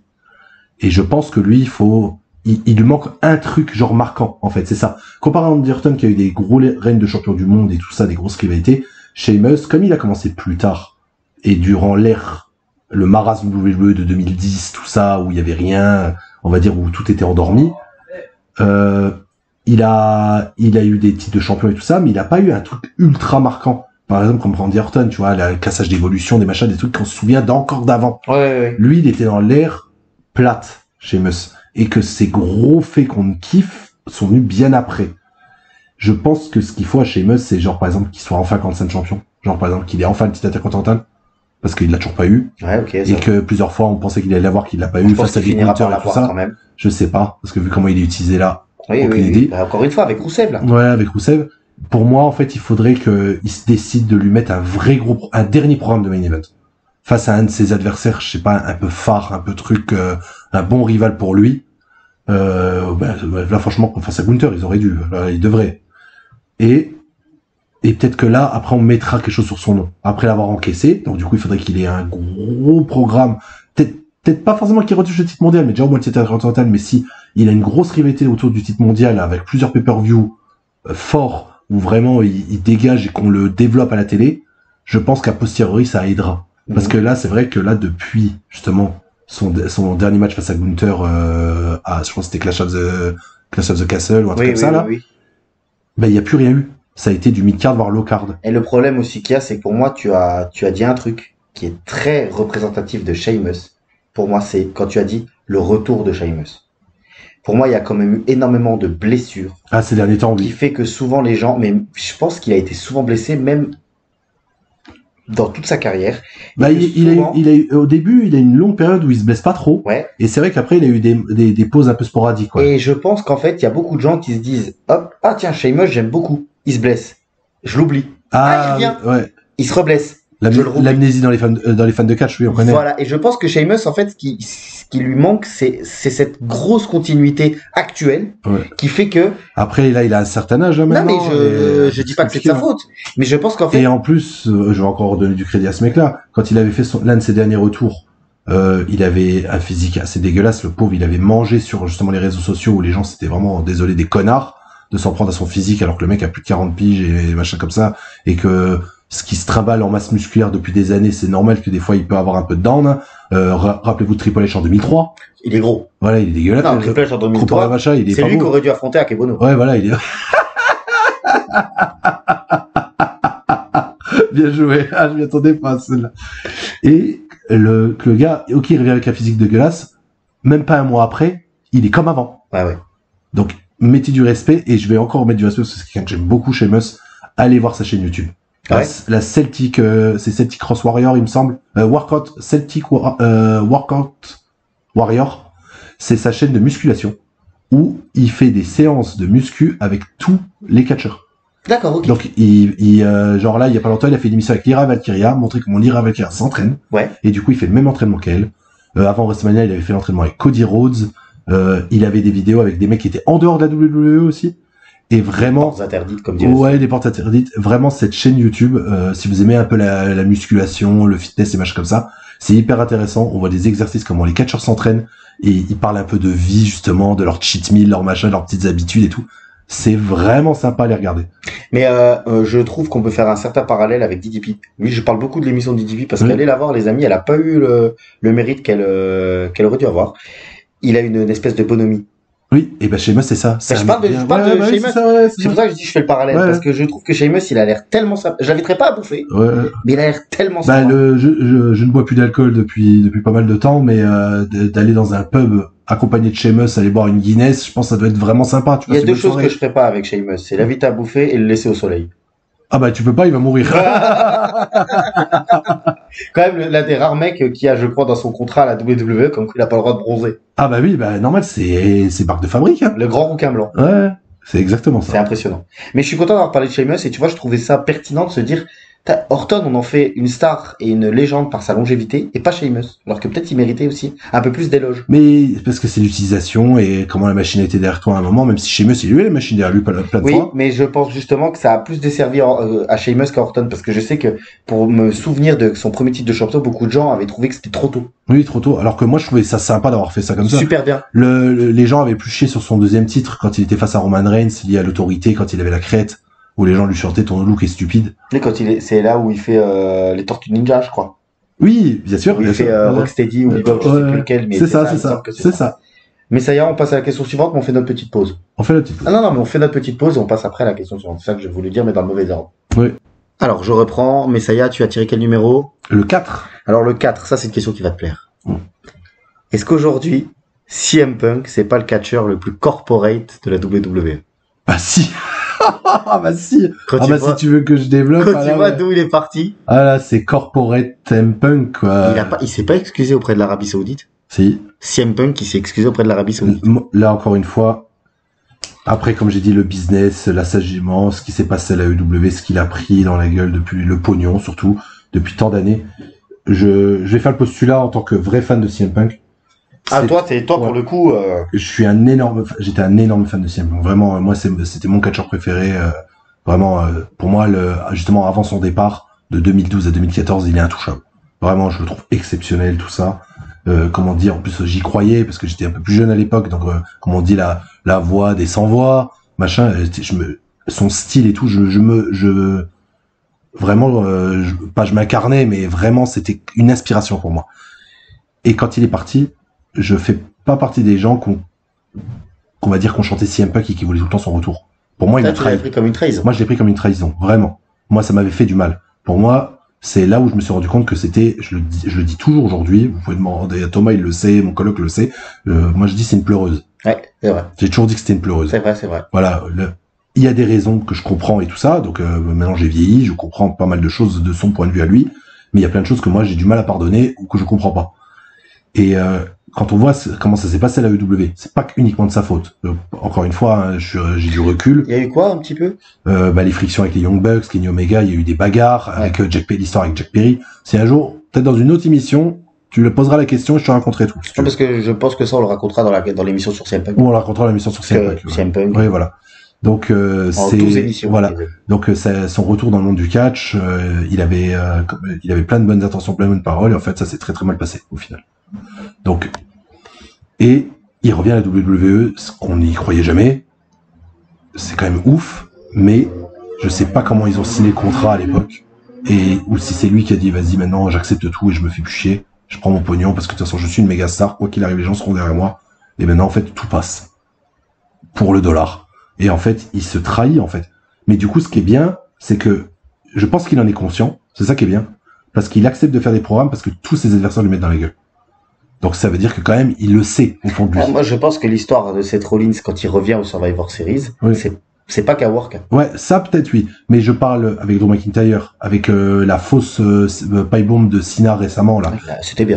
Moi, j'ai bien aimé. J'ai vraiment bien aimé cette promo. CM Punk qui vient en Tuga Atomique. Ça, j'ai kiffé. Non, mais truc de fou, quand même. J'ai kiffé. Désolé pour comment j'ai dit le mot. Mais pour revenir sous le coup de l'Arabie Saoudite, même si l'Arabie Saoudite, moi, je vais pas les défendre, machin, ça me regarde pas, mais ils s'occidentalisent beaucoup. La géopolitique de l'Arabie Saoudite fait que on en a beaucoup parlé. Ils sont ouverts beaucoup plus. La WWE a fait aussi des gros efforts pour que eux, ils acceptent plein mal de choses. Elle a été un bon moyen d'ouverture. Un bon moyen d'ouverture, oui, bien sûr. Il faut dire la vérité. Et moi, le truc que j'accepte pas par rapport à ça de CM Punk, c'est que son tweet pour le Miz qu'il avait fait à l'époque en disant tu vas aller bien gober le chibre, désolé, de l'Arabie Saoudite pour l'argent. Tu t'envoies ça à The Miz que lui, il s'en est jamais caché, il a toujours été corporate, il a toujours été un bon soldat. Le mec, lui, il a tout pris, il accepte tout. Il est même meilleur soldat que catcher. Ouais, voilà, c'est ça. C'est vraiment un ambassadeur de fou. Le mec, tu lui balances ça à la gueule, et toi, là, maintenant, tu fais la même chose. Ouais. Donc, et tu t'es pas excusé. Tu vois, en même temps que ton tweet sur l'Arabie Saoudite, t'aurais dû mettre en quote, je m'excuse auprès de The Miz. Tu vois, si tu étais correct dans tes bottes. Moi, j'avoue que ça, j'ai pas apprécié, quoi. Après, le mec, il prend son pognon, tant mieux pour lui, c'est une star, ça fonctionne. Je suis toujours content de le voir, par contre. Moi, j'adore, Cult of Personality, j'aime toujours le voir catcher, même si maintenant il est au ralenti. Mais c'est un excellent catcher, il a la science in ring, il a tout ça. Donc du coup, il restera divertissant. Mais en tant qu'homme, pour moi... il aura toujours une part d'ombre bizarre. Voilà, il y aura toujours quelque chose qui fait que... je peux pas prendre sa parole qu'il a eue à l'époque et qu'il a encore maintenant totalement au sérieux. On va dire ça comme ça. Super. Alors super, ce que tu dis, c'est bien. Et moi, je me demande peut-être, alors je vais peut-être dire un truc qui est un peu con, mais je veux le dire. Est-ce qu'il n'est pas corporate aussi parce qu'il sait qu'aujourd'hui, il prend d'âge, il lui reste peut-être pas des dizaines d'années dans le monde du catch, et qu'en fait, je suis corporate, je prends le maximum de pognon, parce que lui, il n'est pas reconnu comme étant un flambeur. Non, pas du tout. Et est-ce qu'il n'est pas en train de faire l'écureuil, en fait? Mais moi, je pense qu'il le fait parce que déjà, le gars n'a rien fait pendant... à part ces 2 périodes catastrophiques en UFC. Hein. C'était bien. On faisait partie des un peu on va dire un peu des mauvaises langues, quand on a vu les matchs, on a fait chier. Bouillafaka dans ta gueule. Nico, hommage, hein, orge en sumérien. Il comprendra. Non mais c'est vrai que c'est quand même incroyable le changement.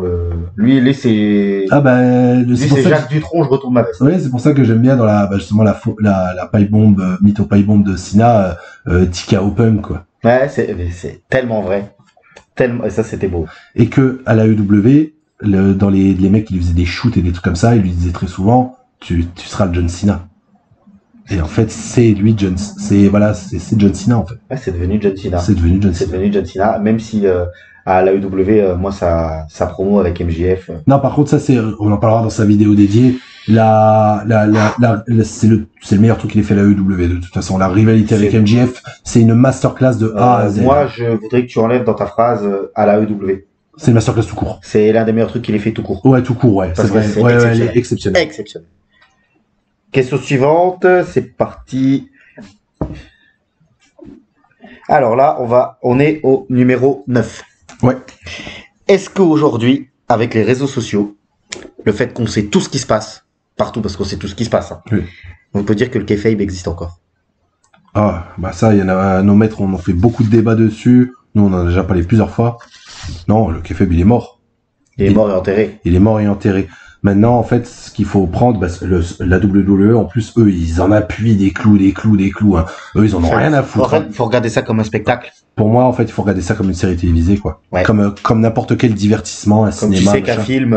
C'est ça. En fait, mais encore une fois, pour moi, le kayfabe à l'époque était très important parce qu'on savait pas tout et c'était important de tenir le truc, même si on est tous conscients, on va dire. Tous les fans on va dire des années 90, fin d'années 90, 2000 et jusqu'à maintenant, on sait tous que c'est scénarisé. On le sait, on n'est pas bêtes. Excusez-nous, mes voisins, ils sont en train de taper du pied dans le... Je sais pas ce qu'elle prend la femme de ton voisin, mais elle va te prendre cher. Et on est tous conscients que c'est scénarisé. C'est juste que si les mecs font le réel, on va le prendre. Donc on aime bien parce que du coup ils vont rendre le truc crédible. Mais pour moi, ça va encore plus loin. C'est une question de qualité du produit. Si le catch et les storylines et tout ce qui est autour est bien fait, bien raconté et que tout est clean, et ben la suspension consentie d'incrédulité, elle tient. Ben moi, l'exemple que tu me donnes là, tu vois ce que tu dis là, je vais l'imager. Par exemple, Liv Morgan et Dominique. On le sait qu'il s'est marié parce qu'on a vu les photos. 2 semaines avant. Mais ça marche. Et 2 semaines après son couple, mais c'est bien fait. Je suis pas débile. Je suspends le fait. Je sais qu'il est marié, mais je laisse justement la suspension consentie d'incrédulité. Je vais dedans. Ouais. Mais par exemple, ce qui me choque le plus par rapport au kayfabe, c'est la vitesse à laquelle maintenant tout sort. Ah bah oui, là on peut rien cacher. C'est presque là quand tu as eu la petite shoot avec Charlotte et Tiffany Stratton, mais le soir même, tu savais que c'était un shoot. Ah bah oui. Bah c'est ça. Quand elle a dit ton mec est dans mes DM, tu savais le soir même que c'était un shoot. Donc t'as même plus la place quoi. J'ai l'impression que c'est le fil rouge de cette émission. C'est encore une fois, c'est dans l'ère moderne de l'information et d'internet qui fait que tout bouge. Donc en fait c'est pour ça que le kayfabe ne peut plus tenir. Mais on va dire c'est un nouveau kayfabe. Ça veut dire rendez le truc le plus crédible possible. Et si vous pas forcément réaliste parce que la WWE par exemple le fait pas.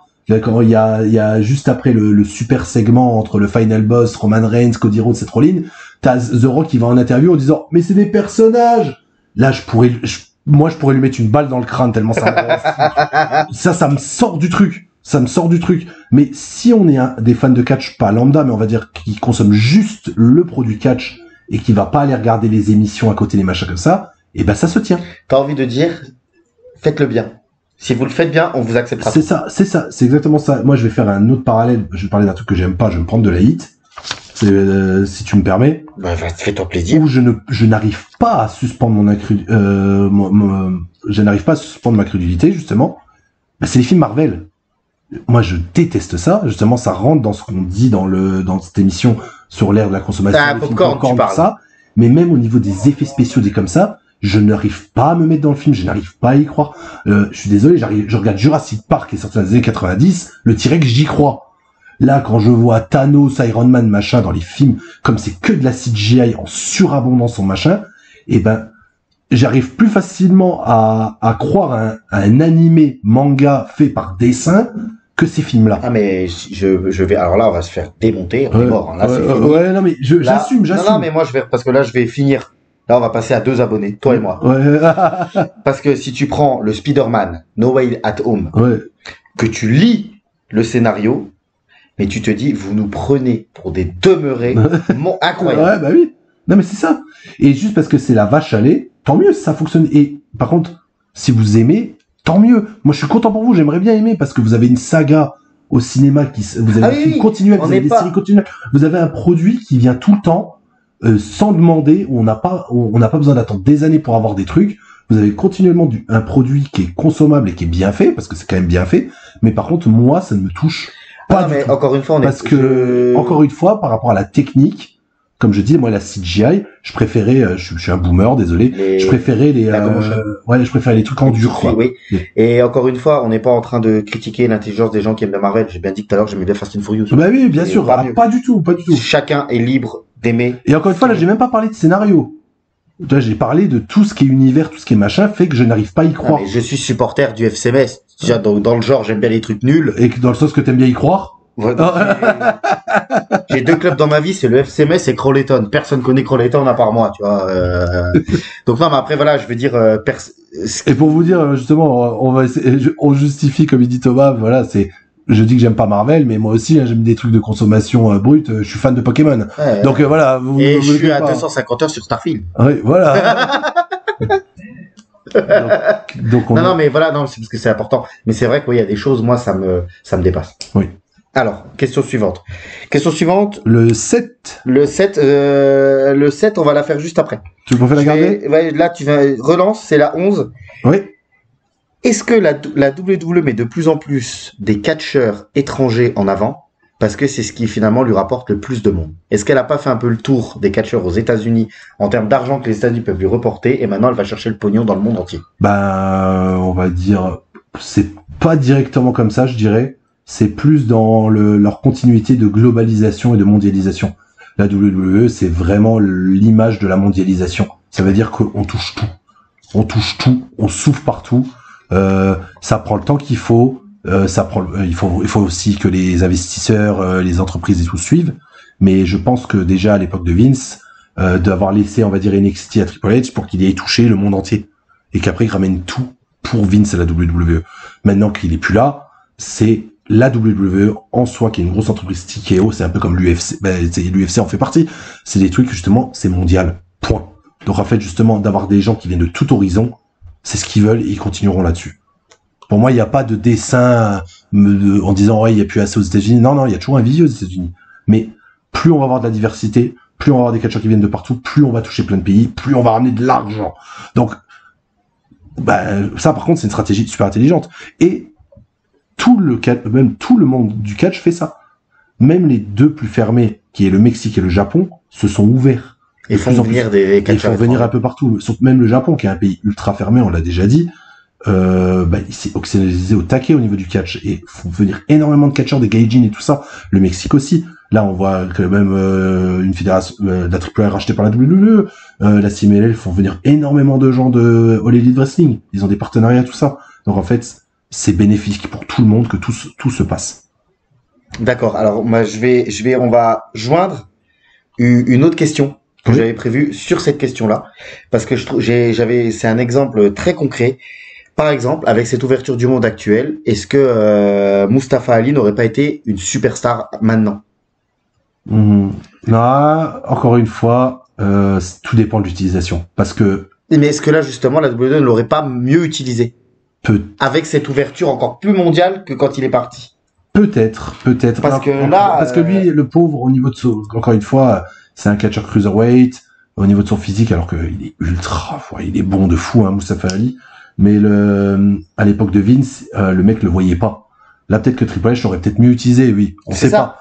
Mais, je pense que peu importe ses origines, il aurait été bien utilisé parce que lui, quand je vois Mustafa Ali, je pense d'abord au catch, que par rapport de là où il y a. Ah, mais c'est un super catcheur. Oui, voilà. Mais ça l'est toujours. Parce qu'à la TNA, il fonctionne très bien.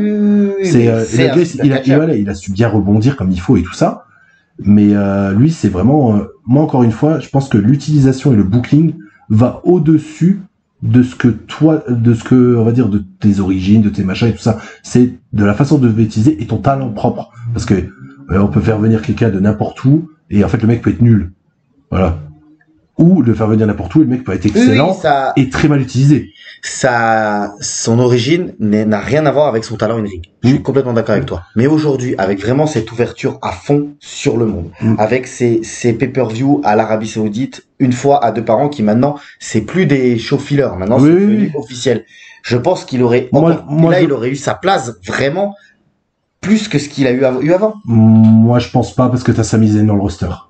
Ouais, qui est d'origine qui se montre beaucoup plus au niveau de qui a une communication beaucoup plus poussée là-dessus.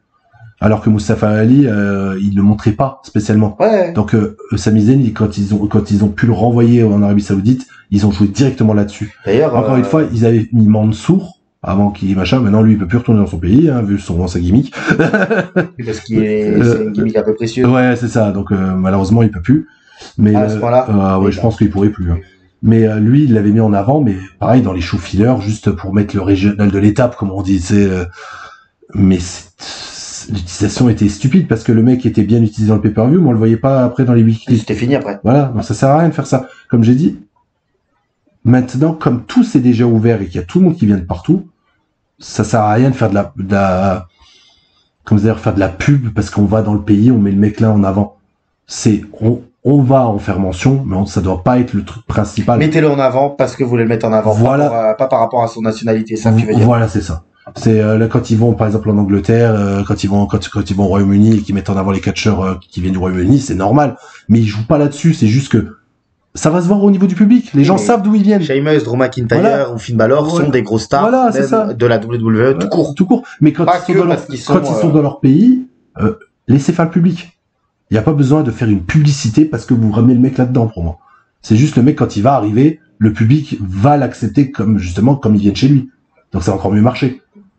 C'est tout simple pour moi. Ouais, totalement d'accord avec toi. Pour moi, encore une fois, on revient sur la qualité du booking de tes shows et du booking de tes stars va amener des pop et des machins comme ça. Et pas leurs origines. Et pas leurs origines, ça c'est un bonus, tant mieux. Ça justement, ça va donner des plus grosses pop. Mais tu dois pas jouer là-dessus.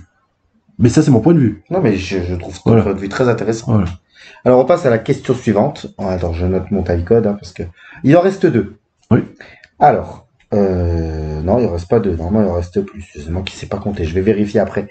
Alors, tu es prêt? Parce que là, celle-là, ça aurait dû pâter. Est-ce que pour Vince McMahon, le plus grand match de l'histoire du catch, ce serait Omos face à Khali? Il y a quand même une part de sérieux. Parce que je suis d'accord. On se dit, je veux pas voir ça. Parce que tu peux même rajouter, si tu veux, Kane en arbitre. Mais pour lui, par contre, qui a toujours voulu promouvoir des monstres physiques, lui, dans sa tête, il te le fait. Encore une fois, je pense, il y a une erreur de casting, surtout que je comprends l'idée, du coup, la question est rigolote. En fait, t'as l'un des deux gars qui ça va, donc Khali ou Omos, mais en face, il faut un Hogan. En fait, c'est ça le truc. Ah oui, pour Vince. Pour Vince, c'est ça. Il faut un physique démentiel, comme on disait, l'objet inamovible, un André le géant. Donc, Omos, Khali, Big Show. Un truc, même s'il a jamais, après André, il a jamais réussi à boucler ses géants. C'est ça qui est fou, en fait. Non, mais André, je pense qu'on est au-delà. Mais on est tout seul. André, il n'y avait même pas besoin de le booker, ça marchait tout seul. Ouais. Mais du coup, il a jamais réussi à reconstruire vraiment un vrai héritier à André. Mais c'est justement parce que il fallait pas construire un héritier à André. Non, il fallait faire à part. Mais si tu voulais garder ce truc-là, tu pouvais, mais ils ont jamais réussi. Et en fait, en face, il faut on a l'objet inamovible contre la force inarrêtable. C'est WrestleMania 3. Donc du coup, il te faut un super héros bien booké, machin. Il y en a eu très peu, des faces ultra bien bookés derrière Hogan. Ou qui ont vraiment marché, mais vraiment comme Hogan, genre. Là, depuis, il y a eu John Cena, il y a eu Cody Rhodes. Et les autres, c'était pas dans ce personnage-là. Là, vraiment, je suis désolé, même si on va pas parler des phrases, des trucs comme ça, mais Cody Rhodes, c'est le Hulk Hogan moderne. il est positif tout le temps, même si là, il commence enfin à le faire évoluer, parce qu'on sait que ça va être un hit génial, il commence à travailler sur son côté sombre, mais le retour de Cody Rhodes, c'est le héros américain. Tu viens de me péter une de mes questions. Ah mince. Sans le vouloir. Sans le vouloir. Mais vas-y. Voilà, donc du coup, voilà, c'est le héros américain. C'est, pour moi, l'image que Hulk Hogan avait dans les années 80 de la Hogan Era, Cody Rhodes l'avait à son retour. C'est cette idée-là, où vraiment tout le monde est derrière, le mec, il lève les bras, tout le monde est là, il embrasse des bébés, il fait le tour. C'est ça, le truc. Ça, et dans le monde actuel, réussir à rebooker un face à ce niveau-là, on va dire, on pouvait pas le rêver, en fait. C'est pour ça que beaucoup de gens, dès les débuts, disaient, oh, on veut Cody Rhodes heel. Non, mais laissez, les gars. Laissez, parce que là, ils ont une pépite, ils veulent le garder. Maintenant, on peut commencer à travailler, à faire évoluer le personnage comme Hogan. Ça a mis beaucoup trop de temps, et ça arrivait dans une autre fédération, de pouvoir... Tu parles de le tourner. De le tourner, de faire évoluer son personnage. Et que ça l'a aidé quand il est revenu, Hulk Hogan. Ah oui. Quand il est revenu en 2002, les gens l'avaient vu, il a 7 ans, il est revenu, il voulait avoir le héros américain. Il voulait Hogan en jaune. Il voulait Hogan en jaune et rouge. Hogan NW. Voilà. Et donc, du coup, pour revenir sur ce que tu as dit au niveau du match sur rêve de Vince, c'est ça. C'est vraiment, lui, c'est WrestleMania 3. Son image je pense vraiment, on va faire de la psychologie, hein, mais je pense que l'image de Vince, pour moi, pour lui, il a jamais rien eu d'aussi haut que ça. Ouais, plus encore que Stone Cold The Rock, plus encore que tout. Lui, son match de rêve, c'était Hogan face à... André, pour lui, c'est ça, sa masterclass, c'est ça. Ouais, mais Homo Scali, t'aurais eu le même work rate. Ah, je préfère ça regarder André Hogan. Hein. Oui, non, mais je sais. Voilà, mais voilà, dans l'idée. Quoi. Parce que la rivalité était exceptionnelle.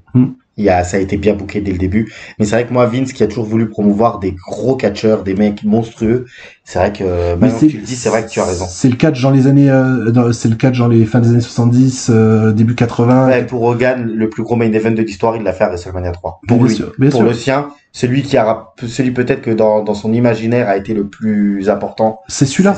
C'est celui-là parce que c'était l'apogée de ce que Vince voulait faire dans le monde du catch. Encore une fois, lui, c'était pas le in-ring, c'était pas le wrestling, c'était pas la NWA. Ouais. C'était lui, ses personnages poussés à leur paroxysme, Larger Than Life. Des personnages de cartoon. Voilà. Mais au-delà de tout, comme je dis. Qui est à fond dans le Warrior. J'arrête pas de le dire, mais c'est l'objet inamovible contre la force irrésistible. C'est une page de comics. C'est on va dire, c'est limite, évangélique, quoi. C'est vraiment un truc que tu peux coller sur les murs d'une église pour Vince McMahon. C'est là où il a réussi l'apogée de ce qu'il voulait faire. C'est d'ailleurs quand on parlait des catcheurs qui n'avaient jamais pris de stéroïdes, on a oublié de parler du Warrior. Ah bah le Warrior, lui c'était vraiment le dessin animé sorti de lui c'était vraiment son truc. Lui, un truc de le Warrior, c'était le personnage de cartoon. Ouais, complet. Alors, on passe à la question suivante. Alors, je l'ai perdu parce que je suis pas doué du tout. Oui, j'arrête de lancer le dé parce qu'il reste plus que quelques questions et j'arrête pas de tomber sur le même chiffre. Est-ce que la WWE n'écouterait pas trop ses fans sur les réseaux sociaux? Actuellement, si elle écoutait ses fans sur les réseaux sociaux, Karrion Kross face à Sami Zayn, il serait en main event du prochain pay-per-view, non? Ouais. Ben, je sais pas. De toute façon, il faut faire un équilibre entre ça et je pense qu'ils ont jamais réussi à faire l'équilibre et qu'ils le feront pas. Pour moi. Il y a des fois, ils vont les écouter, il y a des fois, ils vont pas les écouter. En fait, pour moi, quand c'est un truc organique, justement, le Yes Movement du Daniel Bryan, Sami Zayn actuellement, Karrion Kross, ça, ils devraient écouter parce que c'est un truc qui se fait organiquement par les fans et que les fans le réclament à tue-tête. Donc, aller dans ce sens-là, ok. Dans la majorité du temps, il faut pas écouter tous les fans. Pour moi, vous avez une ligne directrice, vous avez des scénaristes, vous avez des catcheurs, vous avez des créatifs. Raconte-nous quelque chose. On regarde un divertissement. Encore une fois, tu le dis souvent, cette histoire de divertissement. Ouais, de divertissement, ça c'est, vous racontez-nous quelque chose. Quand on regarde le catch, on veut qu'on nous raconte une histoire.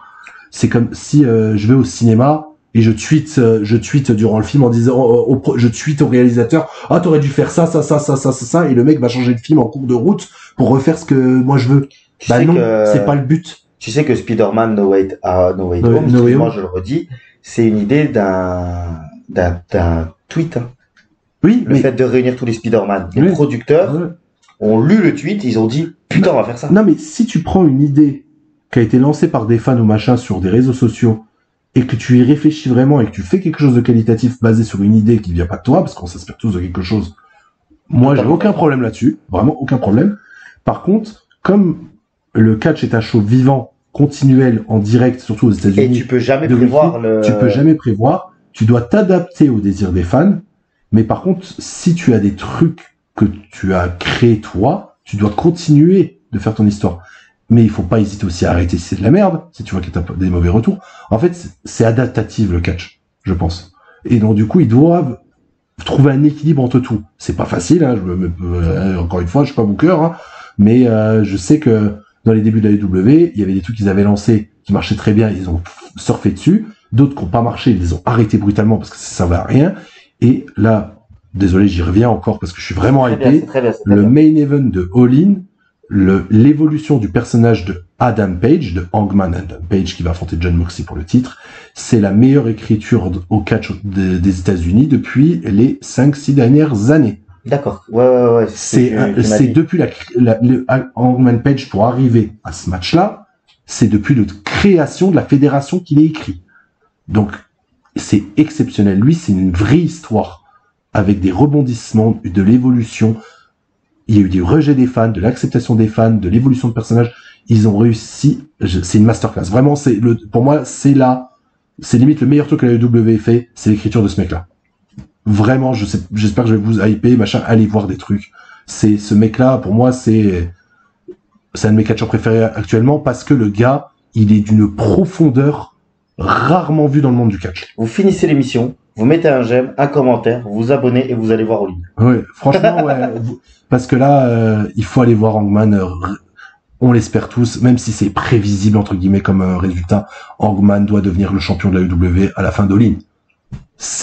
Tout a été écrit pour que ça devienne, que ce soit ça. Ce qui est bien, c'est qu'il peut pas vous spoiler. Voilà. Voilà. C'est-à-dire que là, au moment où vous écoutez l'émission, vous avez le résultat, mais au moment où nous on l'a fait. Ouais. Et s'il l'est pas, c'est des golemons, désolé.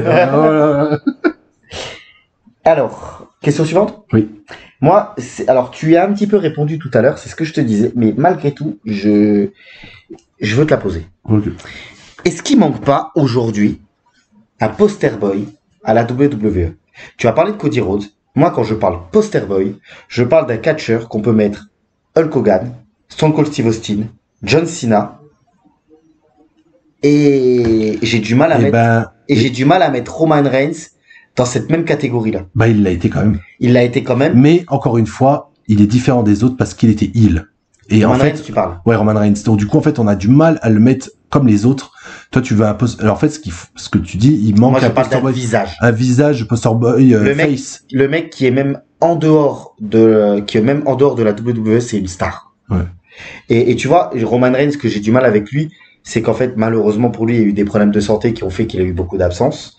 Il a aussi fait qu'après, maintenant, aujourd'hui, c'est presque un part-timer. Bah, c'est pas presque. C'est un part-timer. Et j'ai l'impression que même quand on en a fait le visage de la WWE, c'était un part-timer. Oui. Surtout la deuxième année. Surtout la deuxième année. Et je trouve qu'aujourd'hui, la WWE, même si par exemple, Cody Rhodes est un catcheur exceptionnel. Mais je trouve qu'aujourd'hui, c'est compliqué ce que je veux dire, mais quand je regardais la WWE avant, pour moi, la WWE, tu pouvais la résumer à un catcheur.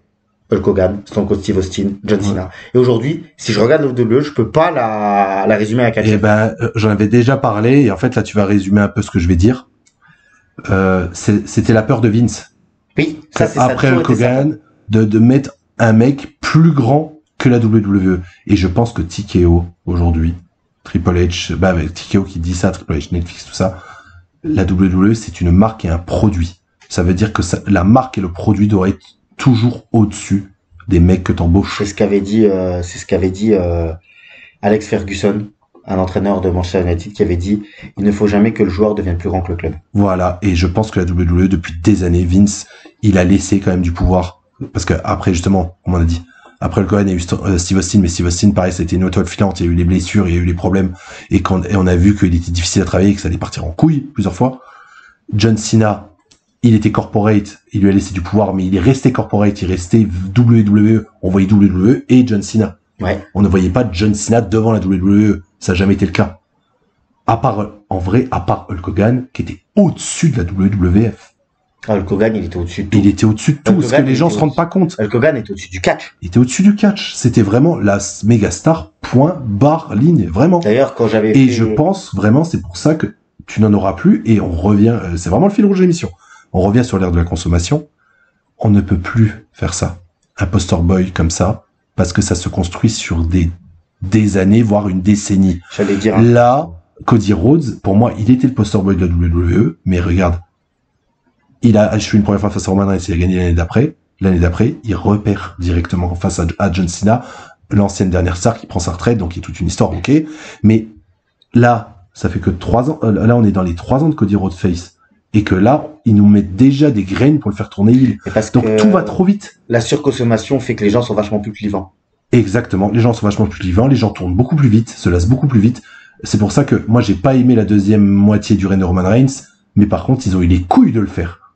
Je le maintiens par contre que dans le booking, moi j'étais contre la défaite de Cody Rhodes face à Roman Reigns sur le premier match. La première fois tu parles. Voilà, la première fois j'étais dégoûté, j'étais contre. Ils ont réussi à me donner tort et de bien raconter un truc. Donc là ils ont eu les couilles de durer et machin, et ça marchait parce que dans les chiffres Roman Reigns vendait vraiment. Donc c'était vraiment un poster boy parce que vraiment les gens venaient payer pour le voir. Ouais. Donc ils avaient réussi ce qu'ils voulaient. Et cette putain de gong à WrestleMania 40. Mais je pense que dans l'ère maintenant, surtout la WWE, de toute façon ils ne part pas sur ce principe-là. C'est un ressort entier, et pareil c'est la fédération au-dessus de tout. Et je pense que eux c'est plus le catch in ring au-dessus de tout en priorité. Mais la WWE du coup c'est la marque, la fédération, l'image de l'entreprise au-dessus des performeurs. Et puis de toute façon maintenant, comme tu dis, les gens sont tellement clivants rapidement, et il y a tellement de trucs c'est vrai que c'est vraiment le fil rouge de cette émission, j'ai pas fait exprès. Mais c'est vrai que quand j'avais fait le tout petit aparté sur les Saturday Night Main Event, tu te rappelles? Oui. Où j'avais expliqué que justement la WWE avait créé ça, enfin WWF à l'époque avait créé ça parce qu'il y avait très peu de catch à la télé. Donc ça permettait aux gens gratuitement de voir Hogan. Oui. Aujourd'hui, t'as plus besoin. Il y a tellement de catch à la télé. Partout. Il y a tellement de catch sur les réseaux. Il y a tellement de catch partout. Et bah surtout avec l'ère Netflix là. Tu crées plus, voilà. Avec l'ère Netflix, là, je pense que 80% de la population ils ont Netflix maintenant. Donc c'est à portée de tout le monde. Alors qu'avant, on galérait justement à part voir ce qui passe à la télé. On avait une émission qui était tronquée de 45 minutes une fois par semaine. Si on voulait regarder d'autres catchs, il fallait chercher des DVD, il fallait avoir des connaissances, il fallait avoir Internet. Dans les débuts d'Internet, c'était la galère. Là, franchement, les fans de catch actuels, soyez ultra contents. Vous avez de la chance parce que nous, on en a chié. Moi, quand j'ai découvert le début du Japon au début de 2010, des années 2010, je regardais juste des petits articles sur des forums, des machins comme ça. Je galérais à trouver des matchs et tout, quoi. C'est vraiment, j'ai eu du mal à me lancer là-dedans. Nous, on a connu le catch où quand tu regardais ton Raw sur RTL9, il avait 6 semaines. Bah oui, 6 semaines, voilà. C'est ça, de décalage. 6 semaines de décalage. Oui. Aujourd'hui. Et d'une émission de 45 minutes, et il y a plein de trucs qu'on voyait pas. Et aujourd'hui, Raw qui passe lundi, le mercredi ou le jeudi, il est sur les chaînes françaises. C'est ça. Ce qui a fait ça fait beaucoup pour le catch. Bien sûr. Et pareil pour la AEW, que la AEW soit diffusée en France avec, l'un des commentateurs, c'est un de nos maîtres, c'est Norbert Feuillant. Avec un ami Strangelo, il commente toutes les semaines Dynamite, Collision à la télévision française. Ça, c'est bien. Sur la chaîne de Warner. Donc, c'est top. C'est du jamais vu. Moi, j'aurais jamais cru ça à l'époque. C'est vrai. Voilà. Le groupe Media One a fait beaucoup finalement quand même. Hein. Et énormément aussi. Hein. Bah oui, le groupe Media One, AB1, RTL9 et tout ça avec Christophe S. Philippe Chéreau. La majorité des fans de catch d'aujourd'hui, c'est un peu des papas pour nous. Et je te l'avais dit, je peux vous le dire, j'ai même acheté leur bouquin qu'ils ont fait sur Ulule. La campagne est terminée. Donc c'est un bouquin qui ne sortiront pas en librairie. J'étais obligé, je l'ai acheté. Simplement 2, tu parles. Ouais, simplement 2, je l'ai pris. J'étais obligé parce que ces mecs-là font partie de la moitié de ma vie, quoi. Ouais, bien sûr. Donc si aujourd'hui vous nous écoutez parler et vous écoutez la meilleure émission d'histoire de la chaîne, c'est grâce au groupe Media One, grâce à Christophe Ajus, grâce à Philippe Chéreau. Ouais, c'est ça. Et c'est incroyable. Ouais. Enfin, c'est super de voir tout le chemin qui a été parcouru par rapport à quelque chose qui passait en seconde partie de soirée sur une petite chaîne du câble RTL9 et à aujourd'hui où on a des pay-per-view de la WWE en France. Bah oui, c'est ça. En 20 ans. Diffusé et tout. Ouais. En 20 ans, il y a eu un truc de dingue. Bah là, même plus de 20 ans. 25 ans. Ah oui, putain, 25 ans, ouais, 25 ans. Ouais, non, mais, oui, parce que RTL9, c'est période 99-2000, quoi. RTL9, moi, j'ai le souvenir d'Euro en 2003. Oui, mais moi, j'en regardais déjà Puissance Catch en 2000. Ah, c'est vrai, ouais. Donc, Ah, mais RTL9, nous, quand on est gamin, RTL9, c'était, tu dis souvent l'expression Madeleine de Proust, mais pour nous, gamins, RTL9, les gens qui sont pas dans la génération. C'est encore plus insidieux que ça, Thomas. Parce que nous, on est en Meurthe-et-Moselle. On était en Meurthe-et-Moselle, où la chaîne était diffusée gratuitement. Dans les autres régions de la France, la chaîne n'était pas gratuite. Il y a plein de gens qui ont pas la nostalgie d'RTL9 comme toi et moi. Parce que RTL9, ça a passé pour moi la meilleure série de tous les temps. Friends. Bah c'est oui. grâce à RT9 que j'ai connu Friends. Ouais, pareil. Et c'est grâce à RT9 que j'ai connu le catch. Et c'est grâce à RT9 que j'ai connu Steve Urkel. Ouais. C'est grâce à cette chaîne-là, comme tu dis, Que j'ai connu Emmanuel. Pierre Bachelet chante très bien le générique. C'est vrai, c'était nos premiers, c'était les premiers films de pied parce qu'il n'y avait pas vraiment de. Il n'y avait pas grand-chose. Il n'y avait pas grand-chose. Il y avait vraiment pas grand-chose à l'époque. On était jeunes. Aujourd'hui, maintenant, il faut des fouets et des. Enfin bref, je parle. Ah, mais ça y est, en tout cas, je te remercie. Écoute, c'est l'une des émissions que j'ai préféré faire. Moi aussi. Déjà parce que on a eu le temps de la faire. Pour une fois, on n'était pas trop pris par le temps. Oui. Donc c'était très agréable. Les amis, j'espère que vous avez donné de la force à cette émission parce que On espère aussi parce que c'est pas un sujet qui attire le clic comme d'autres. c'est compliqué. C'est-à-dire que là, je sais que on va attirer principalement nos abonnés. Par contre, c'est-à-dire tous les gens qui nous connaissent adorent ces émissions. Tout le monde me le dit. Quand je discute, que ce soit dans les commentaires, partout, tout le monde nous dit on adore ce concept, il faut le refaire, il faut le refaire, il faut le refaire. Par contre, ça n'attire pas de nouveaux. Donc n'hésitez pas à partager auprès de vos amis si vous trouvez qui aiment bien le catch et que si vous nous trouvez pertinent, partagez l'émission. Moi, j'ai même partagé la chaîne sur Vinted. Ouais. J'ai gardé, j'ai mis en réserve un colis à côté de ça que la personne s'abonne à la chaîne et je suis tombé sur des fans de catch. Ouais. Donc des gens qui ont ensuite écouté les émissions, qui ont bien aimé. Et je le redis souvent et c'est pas une blague quand je dis cette émission, c'est la vôtre. Ouais. Parce que finalement, partagez-la, faites-la vivre parce que je pense que on parle de sujets qui sont intéressants. Je pense aussi que les gens qui nous écoutent ont la même génération que toi et moi. Donc ils se retrouvent dans certains sujets, même si on fait des erreurs, on dit des bêtises, on a notre, on a Netibou qui vont nous rattraper. Qui est là pour nous corriger si on dit des conneries. Et moi, je prends et je le redis encore parce que ça fait longtemps que je l'ai pas dit. Je réponds, c'est moi qui réponds. Mais ça y a, lui, il est plus sur le Discord quand il a le temps et quand il peut. Mais moi, de temps en temps, je réponds dans les commentaires et de toute façon, vous le voyez, c'est écrit Messaya. Donc je réponds à tout le monde. Donc n'hésitez pas si vous envoyez un commentaire. Et des fois, YouTube ne dit pas qu'il y a une réponse. Moi, je réponds à tout le monde. Et je pose des questions et j'ai envie de voir ce que vous aimez bien dans le catch parce que ce que vous aimez bien dans le catch, ça va me donner des idées d'émissions. Là, Notibus, il m'a parlé de la lucha underground. Il aimerait bien qu'un jour on en parle. Il aimerait bien qu'on parle du catcheur Christopher Daniel, par exemple. Christopher Daniel, oui. Donc c'est grâce justement à ces retours et à ce que les gens me disent qu'on a des sujets d'émission et c'est bien, quoi. Mais ça y est, en tout cas, merci beaucoup. J'ai adoré. Je trouve que tu as été d'une pertinence folle. Je te remercie. Tes questions étaient exceptionnelles. C'est toujours un plaisir d'échanger avec toi et vraiment de faire ces émissions. Ça nous permet de parler du catch actuel. Et on a même parlé de catch français et ça, c'est cool. On a parlé de tout, c'était cool. Mais ça y est, merci. Et à très bientôt, les amis. Après cette émission, c'est la deuxième partie de Shawn Michael. Yes. Ciao, ciao. Salut.